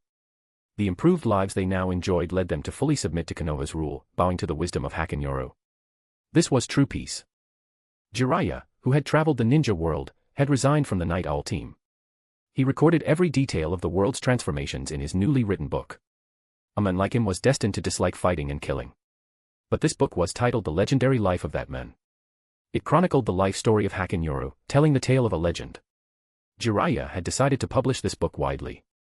Not for profit, but to help people better understand the legends within Konoha. He vowed to spend his remaining life traversing every corner of the ninja world, using his pen to show people how hard life truly is. He would also relay information about unstable regions back to Konoha via summoning beasts, allowing the Hokage to decide how to handle them. As for the daimyo of those nations, keep the useful ones, abolish the nobility of the useless ones. Only through proactive effort could one attain a better life. A good life was reserved solely for those who held goals within their hearts. It depended entirely on whether one was willing to spend their remaining years drawing closer to their aspirations. This was a reincarnation of the will of fire. Beyond mere protection lay a deeper meaning. It would later become the ninja way of Naruto. Speak plainly, and deliver on your promises. I don't know how to put it. Half a year after the reforms began, at Konoha's Hokage Rock, now expanded once more. Uchiha Shisui gazed down with a smile, while beside him, the slender Uchiha Itachi lifted his head to stare at the sky. What? Itachi lowered his gaze to Shisui. I don't know how to describe my love for Konoha, Shisui continued softly. I guess, even if I die, I'd want my blood and soul to remain in some corner, silently watching over this village. Shisui chuckled to himself. Transformed by Haken, he had finally seen everything he had hoped for. He felt a deep sense of relief. Back then, he had taken the gourd of sake tossed to him by that man and taken a sip. If he had dismissed that man's thoughts with contempt back then, where would he be now? To have known that man. To have become his close friend. Though he hadn't achieved true mutual understanding like Itachi, becoming the shadow of Haken, he was still content. He had left his mark on that man's life. Friend was a word that truly fit him. Suddenly, he thought back to the early days of the Night Owl team. Back then, it had just been Itachi Uchiha, Hatake Kakashi, and Hakenoru. He himself had been sent on a mission to seize Haken's sword. Pondering this, Shisui smiled to himself. Lord Danzo's path had ultimately been misguided. But perhaps his original intent had been similar to Haken's. Still, none of that mattered now. The days he had spent traveling to the land of lightning with Yagami, Itachi, and Kakashi, he would cherish them forever. Supporting each other, relying on one another, and trusting their backs to those they trusted. That was the true essence of being a ninja. You're still so sentimental, Itachi said, crossing his arms as he took a few steps forward. He looked at Konoha, then glanced at the carving of Haken's face on the Hokage rock, offering a small smile. I wonder what Ken-san is up to now. Meanwhile, at a budget hotel. Tsunade, now too broke to afford a suite, struggled to her feet. That bastard was already gone. Failed again. Could it be because I'm getting old? What about the Senju clan's bloodline? Tsunade sighed heavily. The revolution remains unfinished. She'd have to keep striving. Well. She was used to it anyway. Achoo. Haken sneezed as he stepped out of the hotel. Lately, for some reason, he kept feeling like someone was talking about him. My lord, truly I feel, if you wish to leave descendants, I am the most suitable match for you. Why waste the seed? Kaguya murmured softly in the spiritual realm. You don't understand. This is challenging, like scoring in a soccer match. The harder the shot, the more satisfying it is when it goes in. Haken declared with solemn conviction. The principle is the same. After all, Orochimaru said his body is fine, just the odds are slightly lower. But with frequent attempts, it won't be an issue. Besides, I'm still young and have no desire to tie my obi around a child. Adding one last remark, Haken leapt onto the highest point of Konoha. My world, do you understand it now?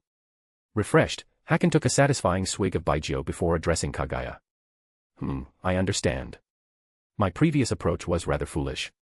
Snuggling into Haken's embrace and nuzzling him, Kaguya remarked wistfully. Foolish is an understatement. The Ōtsutsuki clan cultivated the god tree's fruit, refined it into elixirs, and consumed them to attain eternal life and immense power. Relatively speaking, could their power, bolstered by the Rinnegan, be countered by white Zetsu alone, relying on infinite Tsukuyomi? Haken sighed, running a hand over the horns on Kaguya's head. White Zetsu defeating the Ōtsutsuki trio to protect Earth. Haken couldn't help but laugh. What kind of twisted logic was this woman thinking? But timing-wise, it's almost perfect. Gazing toward the distant planned district nearing completion, Haken's expression softened into a smile. Konoha had ascended to the core of the ninja world. And as its Hokage, he naturally advanced further, becoming the leader of the entire world. Since he was about to be crowned king, an upgrade in his treatment and status was only fitting. But to be honest, the idea of building a luxurious mansion hadn't originated with him. Rather, after witnessing the changes sweeping the ninja world, ordinary people, eager to contribute to Haken, had spontaneously organized themselves to petition for the construction. The feeling of being trusted was profoundly satisfying. This palace-like residence was likely the greatest reward he'd received in all his time. The ninja world was now completely unified. Everything was progressing in a positive direction. And just as these tranquil days continued, a single piece of news spread from Konoha across the ninja world. The fifth Hokage, Hakenoru, the leader of the ninja world, undisputed strongest individual, would hold his grand wedding ceremony in 1 month. All Konohagakure representatives were invited to witness the ceremony in Konoha. For the peaceful ninja world, this news was explosive. In this world, no one would refuse Hakenoru's favor.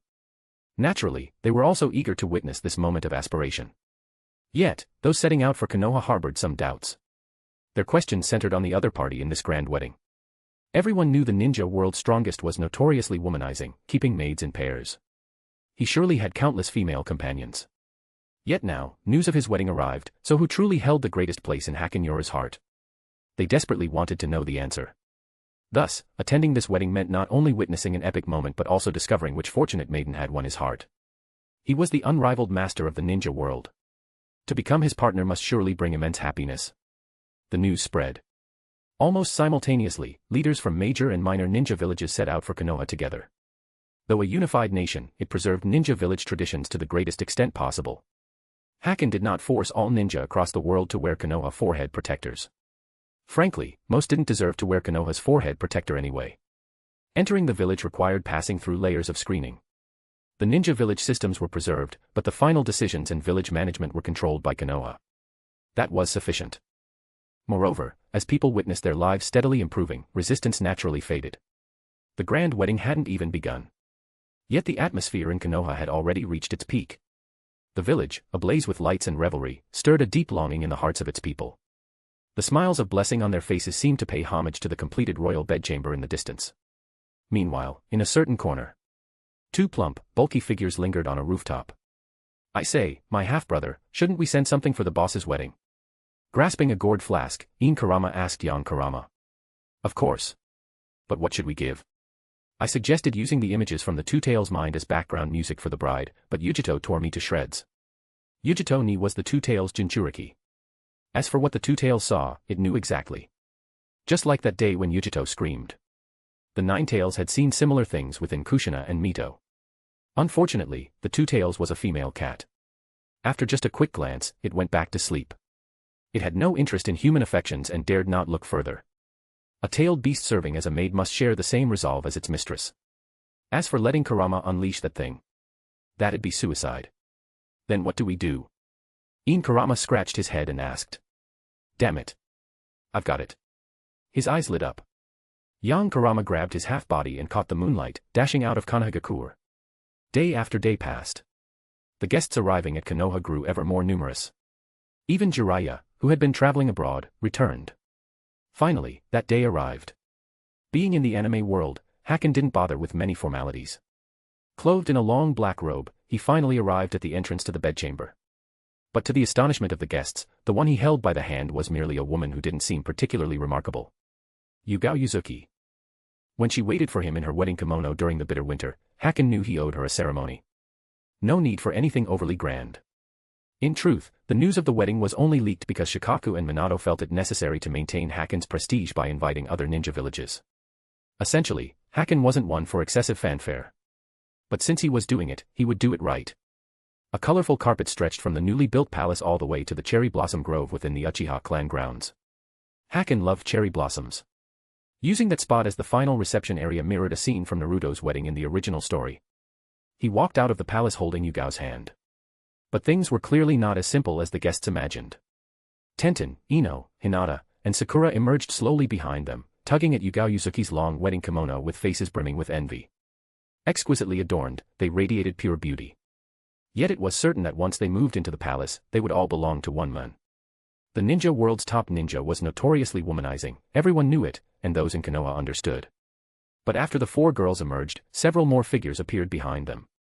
This time, the guests were clearly stunned. Especially when they noticed the women behind them were also dressed in bridal gowns, they were utterly bewildered. The ninja world. It seemed there had never been a wedding like this before. This was womanizing in broad daylight. Indeed, those with great power never lacked for female companions. Yuhi Kurenai was remarkably composed, even chatting and laughing with the woman beside her, Azuki. She didn't sense anything amiss. Azuki had indeed managed to slip in. The two maids behind her flushed slightly. Konan and the two Yujito never imagined this day would come. Yujito seemed somewhat better, but Konan was in a complete daze. Had she married? To the very devil she once feared. Why did a flicker of joy stir within her? She hadn't understood until that man personally draped the wedding gown over her shoulders. Had she fallen? Indeed, she had. The one who brought peace to the world had transformed from hatred to indifference, then from indifference to attraction.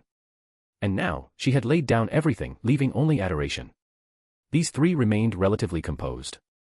Only the last person to emerge seemed utterly mortified. Tsunade, pulled along by Terumi, stepped out awkwardly. When Tsunade, forced into the wedding gown by Haken, appeared among the group, Orochimaru and Jiraiya, watching from afar, froze briefly. But their expressions quickly shifted to congratulations, and they called out congratulations to Tsunade from a distance. Orochimaru glanced at Jiraiya, shook his head silently, and said nothing. He must have anticipated this outcome when he led Hakenoru to find Tsunade. It no longer mattered. The procession moved forward. When they reached Minato's side, Haken halted. This man had altered the life trajectory originally set for Hakenoru.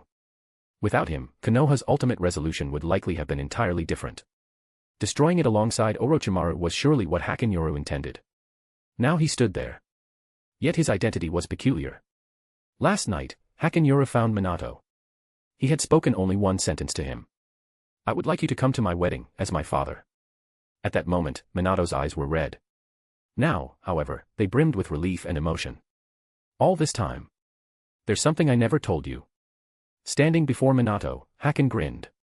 Beside him, Yugao Yuzuki stared in shock at her own arm. A distinct glistening mark was etched upon it. Thank you, at the ANBU base. For standing before me. He bowed deeply to Minato. When he lifted his head again, his expression had softened into calmness. Between men, words are unnecessary. Minato nodded, his sunlit smile shining through. Boom. Boom. Boom. At that moment, the earth trembled. People looked up at the sky in terror. 9-tailed beast balls formed a perfect katana shape as they shot skyward. The two tails, residing within Yujito's body, was naturally absent. But the two 9 tails compensated for the missing star, completing the 9-star constellation. The tailed beast balls exploded. They resembled the most spectacular fireworks imaginable. Indeed, nothing could rival the awe-inspiring display of tailed beast ball fireworks. Damn, that's art. Far away, Deidara slapped Kisame hard across the face. Why'd you hit me? Kisame kicked Deidara's backside. Calm down, we're getting married. Meanwhile, Naruto and Sasuke flanked the pair, their expressions stern with warning. Going wild was fine, but not here. Boss. Boss. Whoosh. Whoosh. Two bulky figures sprinted toward them. They finally crashed into Haken's arms. The two Kurama, still as adorable as ever. He loved this gift, that sword had finally cut through the ninja world. This is my ninja world. He smiled, gazing up at the sky. Haken murmured softly. Where leaves dance, fire endures forever. The fire will continue to illuminate the village and nurture new leaves to sprout. This unyielding ninja world, the invincible Konoha. I'll be waiting for you, Ōtsutsuki. The cherry blossom grove. Fragrant petals danced in the air. People raised their cups in celebration, drinking heartily. The legend continues, this man will ultimately be crowned king. His story has only just begun.